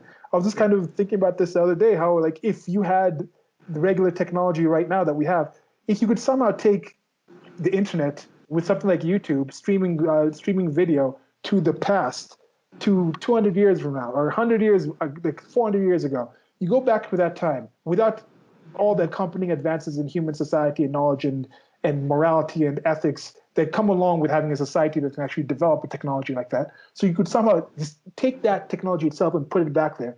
You'd have state-owned, government-owned streaming of torture sessions. It'd be just channels where you're like, hey, today we're going to torture this person. This is my slave. This is how I'm putting them. It's going to be like people, like the same way you have makeup channels, they're going to be like, this is the best way to torture your slave. There would be things like that where it's like, you just can't even fathom someone doing that and it being considered popular. Like right now you talk about those things, like there's like the deep web, dark web, like there's like some snuff videos and things like that floating around where it's like, that's horrific stuff. Yet that was the basic things. I think I saw, there was a show about, there's one of these YouTube channels, I think Defunct Land or something. It talks about different amusement parks and things like that. They were talking about one in England that was based off of an actual old castle from back in the day. And there was a time when the society was already switching towards days where the lord that inherited the castle would actually have certain days where he'd let the people come by and actually see live tortures, because he would actually show them into the dungeon of the area. These are the people being tortured there. And people would come from the community and be like, yeah, we're going to the fair today. It's creepy stuff. And to finish off, the person's name is Lex Friedman. That's LEXFRIDMAN. If you haven't heard his stuff, he has some really good videos and stuff. Yeah, you can send me a link, sure. Yeah, so okay, so that was my question. Next subject, this is postmodern politics. Lyotard talked about a strict interlinkage, it's his words, between language of science and that of politics and ethics. Derrida, I'll get more into this below, but he believed that the power dynamics in language, that is, language is an expression of power of the people speaking. It's not just describing the world as it is. Now, this is interesting, that they believe that power structures are set up both intentionally and inadvertently to benefit the people in charge. And this is interesting because this is where it sort of differs from classical Marxism and neo-Marxism. In the original idea of false consciousness, I think the view was that the bourgeoisie are working to keep the masses ignorant because that's how they keep exploiting them and prevent them from rising up and overthrowing them.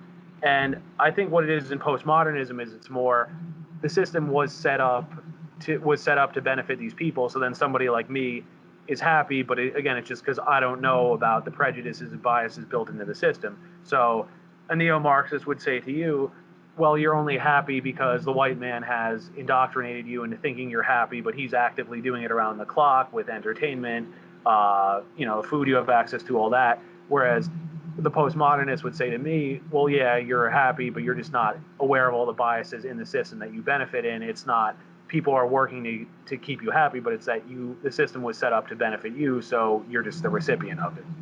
Okay, wait. So the first person would say, you're happy because you don't realize how the vehicle was fueled or how the material to build the vehicle was actually achieved. You're just riding in the vehicle. That would be the first ones, and then the postmodernists. The postmodernist would be more like that, like you're benefiting from the system, but you're not aware of the biases. It's just embedded in the system.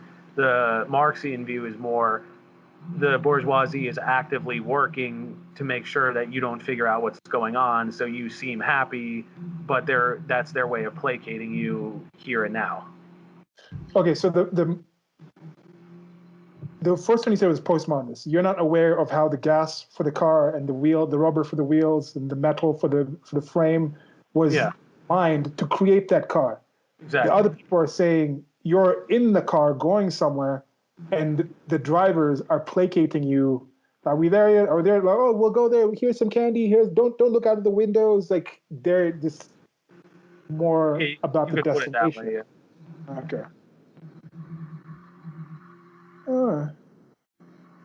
So it's more, I guess, in a way, the original Marxist idea is it's almost more like a conspiracy theory. This is more, it's sort of a self-perpetuating system that we're not aware of.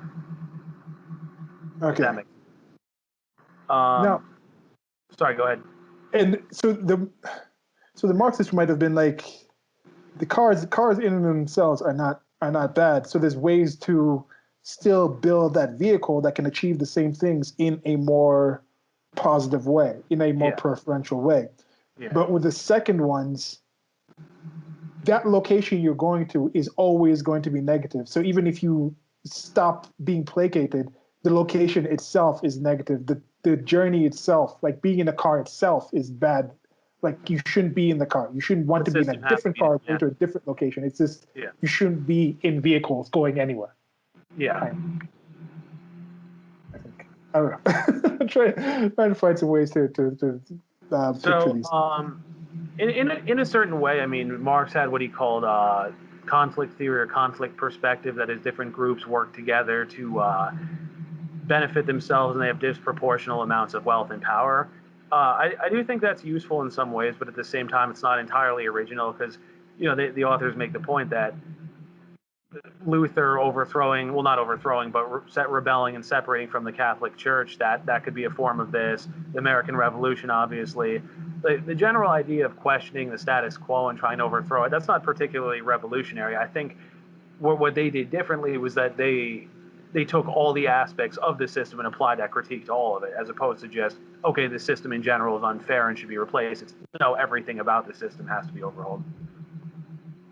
Yeah, and that is the thing, because I hear some people talking about, oh, these people are protesting. Like, people are not anti-protest, because there's people, especially in the United States of America, most of them are Protestants. So you can't say people shouldn't protest if they find something is wrong. These people actually do think something's wrong. You're just disagreeing on the thing being wrong. But the action of protesting itself is a natural thing, because without that protest at perceived wrongs, they wouldn't be Protestants, and you have a lot of Protestants. Protest. That's where that word comes from. Protestant. Words, English language. but that's also where the word came from, because they were protesting the Catholic Church. So it's like, so that covers about that. And then is there really no protest? Is that the etymology of the word? I think so. I'm pretty sure. No, I know it's the etymology of Protestants like that, but Oh, the word protest had been being used before that, right? I'd have to check. I don't know. I think I feel like it would be. Otherwise, they wouldn't have used Protestant. Protest. Let me look. Okay, All yeah, right. go ahead. So then I was going to touch on the four major themes, and these are going to keep coming up through the rest of the book. Um, the blurring of boundaries, that is, the blurring between what's objective and subjective, and the different thinkers focused on different categories. For example, Lyotard focused on blurring the boundaries between science and arts. Baudrillard, what is here?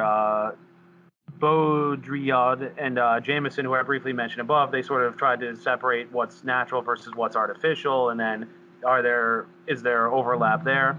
Um, Understandings of sexuality and gender, as well as health and sickness. That was Foucault, and I knew Foucault. He was critical. For example, one of his main things, which actually came up in that Stephen Hicks debate, was what classifies as mental illness, and he talked about how at one point homosexuality was considered mental illness, and Foucault himself was a gay man, so I think that played to him as well.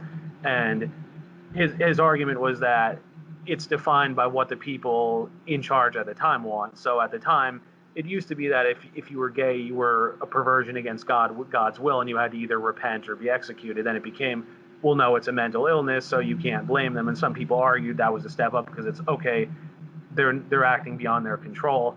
And then, of course, now we know today about better grasp on neuroscience and other things that no, it has to do with how the brain is influenced in the womb and all that. Yeah. But his broad argument, if I understand it, was that those decisions were made by people in power at the time. So,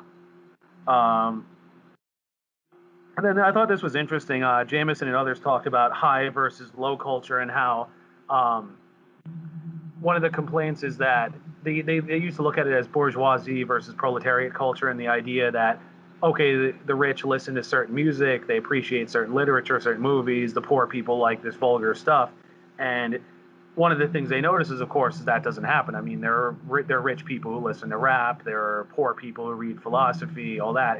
It's not set one way or the other. And I think that was sort of a critique of Marxism and neo-Marxism more broadly, that these cultures are not set. It's that there's a lot of overlap in them. So, Yeah. sure. So that was the blurring of boundaries. Do you have anything else to add, or? Yeah, with that thing that you mentioned with the way certain things were considered to be mental illnesses at certain times, or then people are forgiven for behaving in that certain way. And you just look at things where it's like ethics changes, does morality change? And there's somebody who had this line about Jesus. They said something, it was something, I think it was specifically Jesus or just God's. It was like, oh, that person better be a God, because if not, they'd have been a despot. They'd have just been the most horrible human being ever. For some of the things like attributed that gods do and say, there's something interesting there where I wonder why do so many humans seem to hold deities, the supernatural, to standards that are far lower than they would the regular human beings. And it goes further. There's something where this is something that I repeated over and over again, where it's I back in when I was in high school and middle school, I think with going around and moving around, not living in a place long enough to build those differences between the male and female, like the way girls and boys, men and women are supposed to react. So I'd kind of break through. I'd be like, okay, over the lines. I'd just have friends. Friends would just be friends depending on our interactions.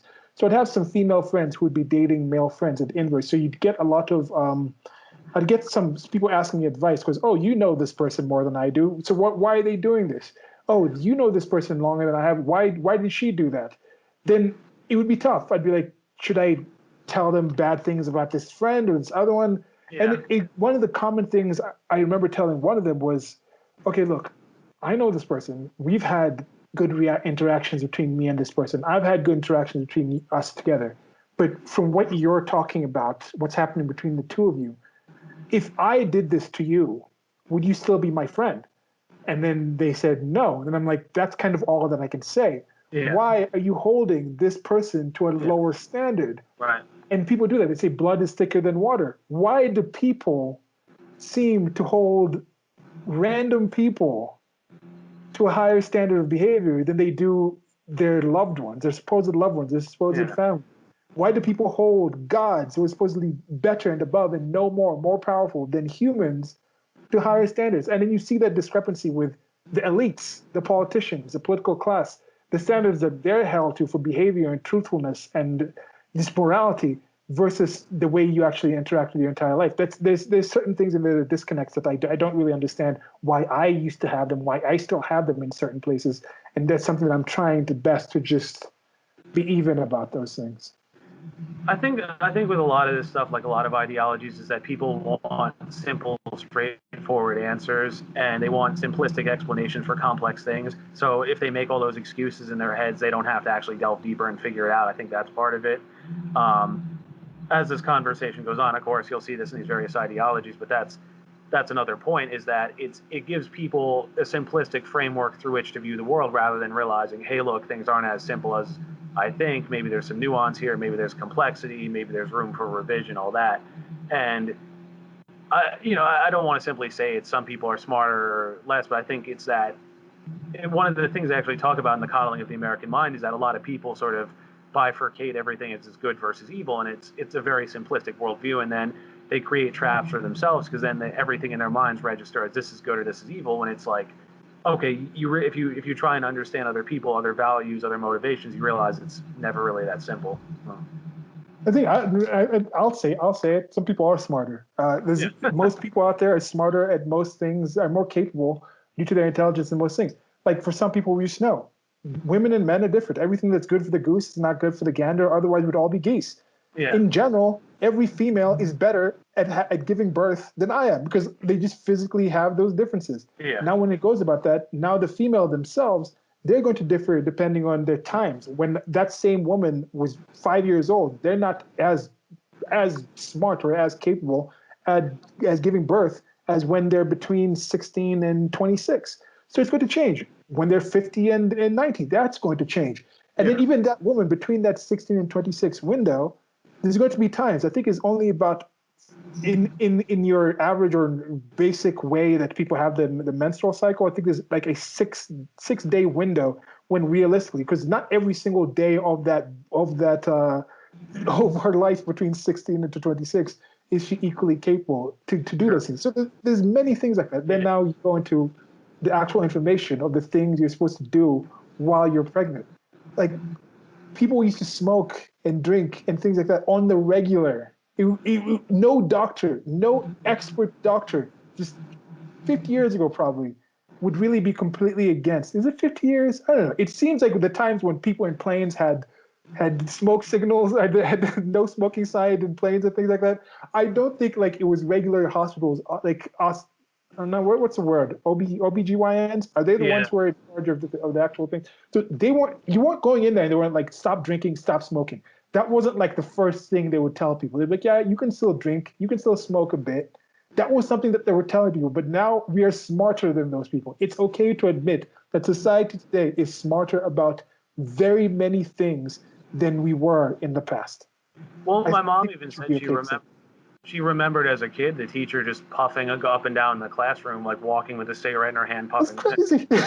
And also, if you remember too, if you've seen Forrest Gump, the doctor who puts his leg braces on has a cigarette in his mouth too. Yeah, If you, like smoke was just like a regular common thing. That is yeah, one thing that really takes me off when I watch things from the future. Like there was like I think I remember it in particular remembering it in the sequel movie from Prometheus on the Alien series, where one of the guys was out there with a cigarette. I'm like, no, people will know so much more about cigarettes. People are not going to be smoking yeah. actual tobacco burning things because even just like the hot air itself coming to them, like, and we already see that people switching to vaping and other things that take away some of the carcinogenic and negative effects of it to get the same effect in it. So yeah, those things do change, and I think that does happen.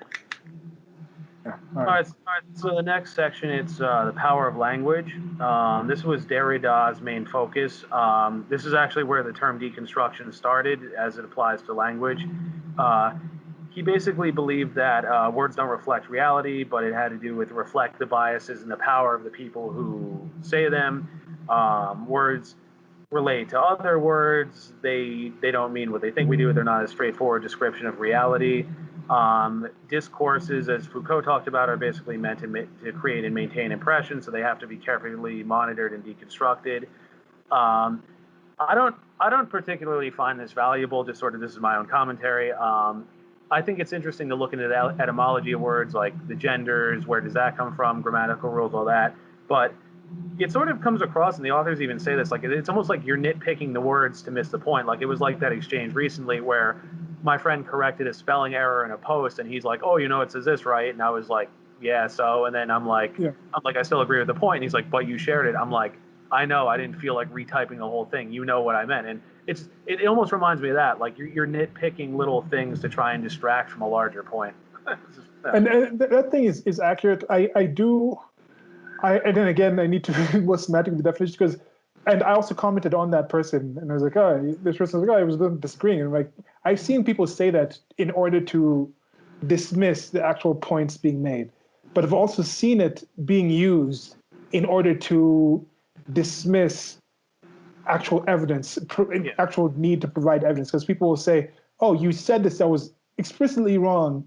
And it's not just like a simple misfont, because in this case, it was literally just, it was effect instead of affect, Yeah. or the inverse of that. So that's like Yeah. one letter difference, where in something like that, you can kind of sort of surmise that Yeah. if somebody really literally knows the difference between affect and effect, Yeah. chances are they'll know which one the person intended to Yeah. use at that time. That is something where grammatical difference is actually very, very big. And then with something a simple change like that, is somebody could literally just type effect, and then the spell check won't actually spell check it because it's an effect, it's like a status. So there's many things where I think Yeah. in that one you can be like, yeah, you get what the person meant. Yeah. But sometimes someone will say something to be proven kind of explicitly wrong, and then they say, oh, you know what I meant. Like someone will say, like we talked about in that 1619, the previous thing we recorded today, the 1619 response, when someone was like, oh, America is inherently a black country, so but America needs to pay reparations and apologize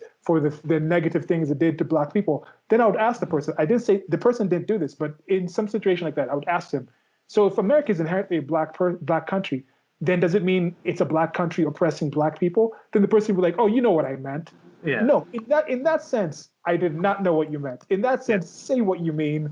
Don't actually. It's not a simple spell check. It's not a simple grammatical error. You're literally saying something that is explicitly false or just doesn't follow. And yeah, so it's tough to use it in those times.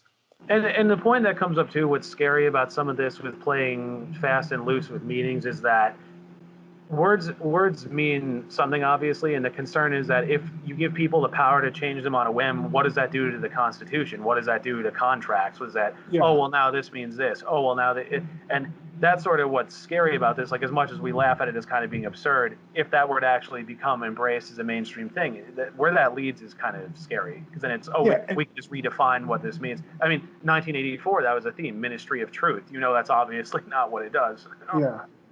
And this goes into the whole like thing with like the discussion of Platonic forms. I don't think Platonic forms exist. I No. don't think there's a literal objective two out there. When you say 2 + 2 is Yeah. 4, it's not like there is a literal physical reality fact of two in existence. It's no.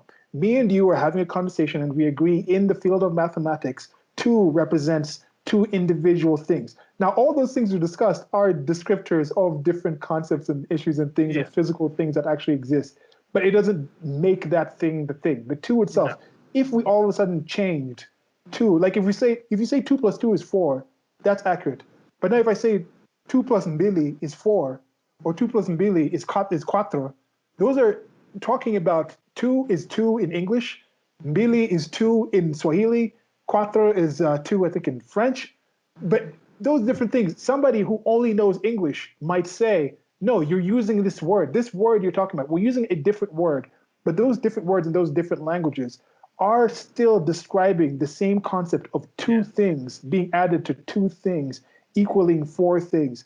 So I understand that somebody might look at something, an interaction, that is an interaction. The action itself is the interaction, regardless of it. But somebody might define it as oppression, whereas I might define it as competition. And by us defining that thing in a different way, it's going to make us judge the justice, or it's going to make us want to react to that thing. I wouldn't want my child to go through oppression. So I would do everything possible to prevent my child from being oppressed because I don't find there to be too many positives that I can really think of that would come from being oppressed. But competition, I would love my child to go through competition because I Yeah. think the winning and the losing between competition builds for a stronger person. That gets to that anti-fragile type of things. It gets into anti-fragile results from that. So if we're looking at those different things and we're defining them in different ways, that's going to lead to different actual interactions between. Because there's a lot of things about America's history that I think are why America is exceptional compared to other nations that Yeah. have led to an environment of competition.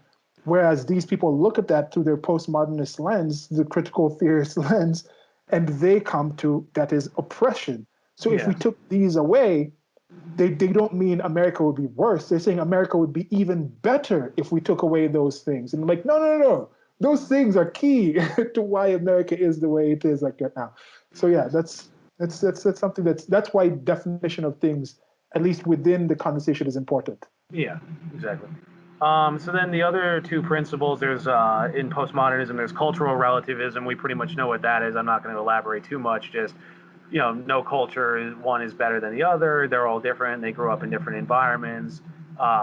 There's no objective measure for whether one is better or worse. Obviously, we disagree with that, but that's a common theme. And then the last one that you see, and I think this is actually a tragedy, is the loss of the universal and the individual. Because the idea was the Enlightenment and classical liberalism was about, okay, what unites us? Science is something we can all use. Reason is something we can all use. We can all participate in the marketplace, all that. But what I think, what all these ideologies, not the original postmodernism, but the ideologies they influence, is that they want to essentially create a new hierarchy, a new social strata. And the irony is that this was supposed to be about overturning a lot of that.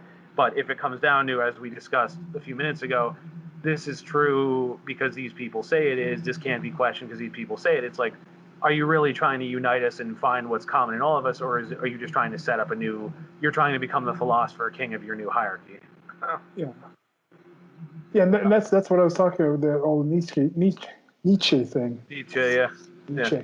Nietzsche, good name. Nietzsche. Okay, Yeah. so because you were saying, okay, like God is dead, or talking about this, we're ending, or religion is being ended. It's like, no, why did they think that they were at the end of history?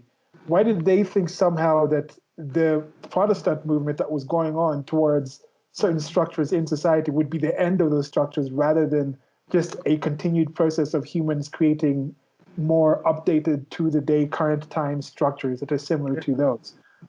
I'm wondering why they couldn't see that this was this, and why do people today think we are at some sort of end of history position when we aren't? I think part of it's arrogance. They don't appreciate or understand the potential that's there, and that there's a lot of things they themselves don't know. Because there was even Yeah. somebody who said in the year 1900, everything that can be invented has been invented. Okay, obviously that didn't pan out accordingly. Yeah. Yeah. So I don't know. I think too it's the generational thing. Like each generation thinks, oh, we're so much better and smarter than the people that came before us, and that's to your point about not lost knowledge. That's kind of why that happens, because it's like, oh well, we know so much better than them, forget them. But they lose sight of the fact that no, those people. I mean, I don't claim to be as smart as Isaac Newton, even though he didn't know what a computer was or what germs were, all that. I mean, Yeah. And that's the weird thing. There's different things with capabilities versus actual action of it. Like your genes have certain limitations where if you have the programming to be, some people have genetics where it's like, hey, you can be 7 foot tall. But depending on your childhood and your nature and nurture, if you had your bones broken when you were a kid, or if you yeah, actually had good access to food and things like that, then you'll get to that point. That's your max that you can get to. But doesn't mean everyone who's born with that is going to be at that point. So yeah, some people, their brain capacity might be able to intake certain things. I have the ability to do certain drawings, but doesn't mean I'm going to get to the maximum ability that my physical body, like the nerves and muscles and things like that, were able to do. It depends on how I study, the amount of time I put into it. There's a myriad of other things that goes into it. It's not just nature versus nurture, but it's nature and nurture. It's the way they work together in these things. But some people, unfortunately, do have certain limits. Not unfortunately, even it's just, but some people just don't have the same basic, basic physical meat and bones axle machine that we're driving around. They Yeah. just don't have the capability to do that. Some computers just literally cannot run certain apps. You get your phone, it gets to a point where you just got to update your phone. Your phone's not going to be able to update the new OS because of the parameters that the OS has. Some programs not going to work. I can't get a Super Nintendo game and put it into a PlayStation 4 game. Now you Yeah. see on that point, people look at it one way or the other. People look at it and say, oh, the PlayStation 4 is better because the graphics are better, this and this. Maybe the end result might be better, but at the same way that the Super Nintendo can't play PlayStation 4 games, a PlayStation 4 also can't play Super Nintendo games. Yeah, you can do emulators, you can do some things Yeah. like that. There's different things, but the hardware itself, there's Yeah. some people that are adjusted to certain environments and others that are adjusted to different environments. This whole pretend that we can just swap everything around is something that needs to stop. Yeah, for sure. So then the second chapter of the book I sort of condensed to a small point. It's not. I mean, I'm not going to say it's unimportant, but it's basically okay. So what happened about with postmodernism since the '60s? Um, Wait, so is this a second section or is this towards where the postmodernism? so that well, this is the second chapter, but I summarized it in a few bullet points because I felt it was short enough. It could be condensed pretty easily. Okay. Because the first one was what is postmodernism, then the second one is applied postmodernism. So it's basically just what happened after. Okay, so Um, we can just get into it now, but I think we're up to about the 2 hour mark on this intro section. sure. So we can read it now and record it, and we can see if it will make more sense to divide it as the introductory part to the next Sure. part as we see how long that goes with that. Sure. Okay. All right. So basically, what happened here was postmodernism was spreading through academia from the late '60s on. But what happened was they said the deconstruction form couldn't maintain itself forever, which kind of makes sense because yes, you can deconstruct everything, but at some point you need solutions. Um, it came across as too nihilistic, just kind of, oh, let's tear everything down. Okay, then what? People were looking for solutions, and these original thinkers weren't coming up with solutions; they were just criticizing what was there. A lot of what's Reconstruction, going on right and now. also the other thing is that they wanted it to appeal more to the masses because the concern was a lot of this other stuff was so wordy and so developed that you wouldn't get the average person on the street to read all of it. So it's okay. How do we connect with ordinary people? Um, they call it a fast evolving virus. The ideologies are different strains. I thought of your intersectionality as Ebola comparison, where they were saying how this was a similar effect here, where it spread to all these people, and then certain people retained it, but then a lot of people are like, wait, this isn't really going to work. Let's revise it, tie it to our own causes, and change it accordingly. Um, so of course they focus on different fields, which are going to be the next few chapters: gay rights, gender rights, post-colonialism, all that. Um, and then another major point of contention is that the postmodernists themselves were all white men. So a lot of these other thinkers were like, well, wait a minute, do they reflect our interests?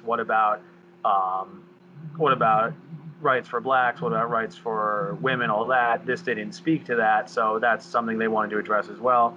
Um, and then, of course, the term postmodernism isn't really used much anymore unless you're talking about these other guys. Typically, they just refer to it as theory. Most things ending with studies or social justice scholarship. And yeah, and post-colonialism was the first field to emerge from this, and that'll be the talk for next time. And with some of these hyphenated studies, I'm going to give the benefit of the doubt to some of them where, first of all, it shouldn't be as general as it is. When you have something like the 1619 project is saying, okay, we're getting some re-envisioning, and there is actual new information that they're getting there on some things that wasn't available before. But is it enough information, and has it been put into the simple processes that others have had to actually say this is something that has been found to be substantial enough to be taught, and information that has been indicated enough where it's like when you have a recipe, I can go out to the kitchen and just test out different things like, okay, let me try this, let me try that, let me do this, and then I put it out. But it's still not to the point where I can say, okay, let me start a restaurant because every time I come to you come to the restaurant, somebody orders this off the menu. I have it down to a recipe and it's been studied and back till I know why this element is working together. I know that the baking soda is doing this in order to drop the acidity of this other element in it to the point where I'm going to get the appropriate dryness of the desired result I'm trying to give desired type of nutrition, of substance I'm trying to give to the person who's asking for it? Do I have it down to a level where it's in a recipe, where it's understood in that point? And some of these fields might just be so new, where they might just be talking about certain things where it's like, you don't need an entire degree. There's not enough in there for a 4-year degree for you to study. There's no master's. It can be part of a degree. It can be part of this inside that aspect where this part, maybe 10% of what you've actually brought up in this entire field is actually something that could stand the rigor of actual time and testing and seeing, okay, is this accurate? Is this just something that is completely subjective where it only really speaks to this particular niche? Where it's like the Frankfurt School, where it's like, is it something that really applies globally? Or is this something that applies to some borough in like Brooklyn that dealt with like maybe 100 people that have actually lived a life where getting this information would really make them understand that thing better? And I'm not against just the people in Brooklyn. I remember coming back to Kenya, and there was a funeral of my grandparents. One of my grandmothers was a funeral, and went back to the countryside. And my dad was sitting there with the elders of his village or from his area, and they have come from a long kind of environment where it's like, okay, you lived in this area. If somebody lived to be 80 in this village, they know a lot more about how to live in that area than anybody else younger. So that whole thing of just respecting the adults, that was there because of the knowledge that they had. And there was some deference there that was just kind of common. So I come back, I'd been in Kenya for a few weeks to get my visa or my passport renewed a few years before, but I hadn't gone back to the countryside since I was like, I was like 27 when I came. No, I was like past 27. I was older than 27. I was like 30 or so at that time. And then I hadn't been in the village since I was like 10 or something. And I was sitting there, and you could see these old men, these wazers, they're sitting there, and they have this whole aspect of that it's implied feeling that you should feel deference to them and have this thing where you're going to them like, oh, yes, thank you. Like, and I'm just like, you're just like some old dudes. like to me, some random person I speak to who happens to know some code, some random 15-year-old might know some code online that I would have more deference to their knowledge of what it actually applies to in my day-to-day life versus versus all the knowledge, the accumulated knowledge that these old men had, these 5 or 6 old men had from living in that village, had almost nothing to give me. Like I'm like, no, there's pretty much nothing you can really tell me that the East Asian culture. The East Asian cultures are big on that too. Like I know the Japanese and Korean especially, and like they're very big on like you're not supposed to question older people, which just like I reject because it's very dogmatic and even just life experience as you just described. You realize, okay, these people aren't always right. They don't have all the answers. They're not going to help me, and there's a certain point where it's like you just have to deny reality if you're going to insist on that because you realize any boss you've had has made mistakes. Any authority figure you like has been wrong. You can't. It makes no sense to just blindly say, well, they're older, I'm going to defer to them. Yeah. And that's the thing. Like for all I know, if one of those old men had lived my life, they may physically have a brain that would have been better at absorbing information that was pertinent to my life than I have been. But when it just looks at in my life, could I just say, oh, that man is smarter? If I take the smartest man in from some village in China, the smartest Chinese person in the whole Politburo, in the Chinese Communist Party, they're not as capable of living in that village where these old men are as an average 10-year-old. Yeah. So just being smart itself, like I'm saying, people have different intelligences, but it's specialized in different areas. But there's different capabilities. So those are the things when I'm saying like, yes, this whole idea that you can't just say I'm smarter than you at this. No, people are smarter people at other things. But then it's also just being smart in and of itself is not a universal thing. It's not a universal positive. Sometimes being too smart, I can speak about this. Sometimes being too aware of some of the possible negatives of certain things has led me to be frozen and not act. Whereas somebody else might just come in and be like, oh, let me go this way. And then they go and like it's like, okay, they figure the thing out. So there is that kind of there's many aspects to this. It's not straightforward. Sure. That's pretty much it. I mean, that was one and two, chapters one and two condensed, and then the next one would be Okay. post-colonial studies, and we'll go on Yeah, to. that most definitely can be included. We don't need to cut that out. So yeah, okay. So do you know how many other sections? Thinking how many other sections realistic? At least 3 or 4 other things that you think are Yeah, because enough. there's things. Yeah, because there's like post-colonial studies. There's gender studies. There's I think gender and feminism is one thing. Um, there's critical race theory and intersectionality. There's fat and disability studies, and then the last his last chapter or two is kind of like, okay, let's review some of these errors, and then I think it's like the last chapter is, okay, what are some potential solutions? And I was going to do a similar thing where I sort of combine both that. Okay, I mean, as we go through it, we're going to talk about what's wrong with it, but then at the end, just some conclusions. Then, okay, what are some alternatives? Yeah. Okay. So I think from that's going to be it for this first intro, and then the first discussion of that one. As I mentioned, I think there was something I'd mentioned about. Yeah, I might come in with in the next intro. This might be separate ones where I talk about if there's any relationship between the art, postmodernist art, and the postmodernist movement that we're talking about here, postmodernism, with the more the philosophical sense of it.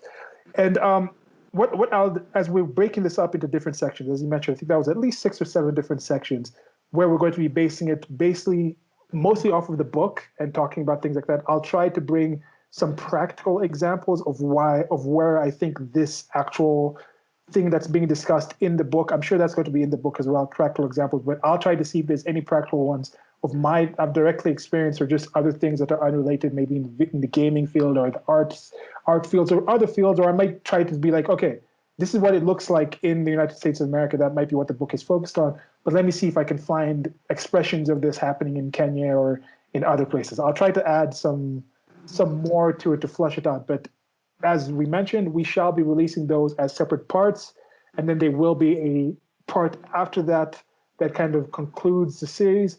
And then with all these parts, and at the end, we'll develop a certain thing, a call out to people. Comment however you want, whatever. We might interact with the comments or not. I will try to make an attempt. I normally interact with at least the first 10 people that comment on whichever video I'll normally go in. Sometimes I get notifications of videos coming in from like older videos, but at least the first 10 comments, you probably can get at least me interacting with. But we'll try to develop a certain basics of if you want to actually come on and have one of these conversations with me and Steven or separate, but we'll kind Yeah, of give you a basic of is what we think is the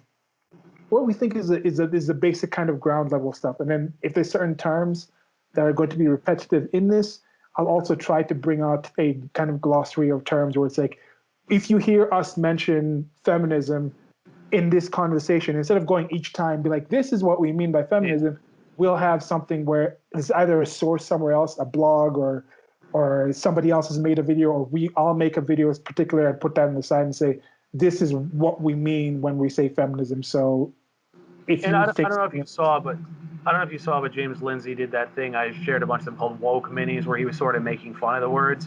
Um, but what I was thinking about doing is getting like a more serious glossary, because obviously he's making fun of them. He knows what the actual words mean, but it's like, I want to be clear that I'm trying to present this as charitably as possible. I'm not just mocking it. I'm like, okay, this is what the people themselves are saying. These are the conclusions they reach, and then if I'm wrong or if I misrepresented something, somebody feel free to come and correct it. But I'm trying to be as charitable as I can be. Yeah, I think we can work on that and then talk about that and see what to do.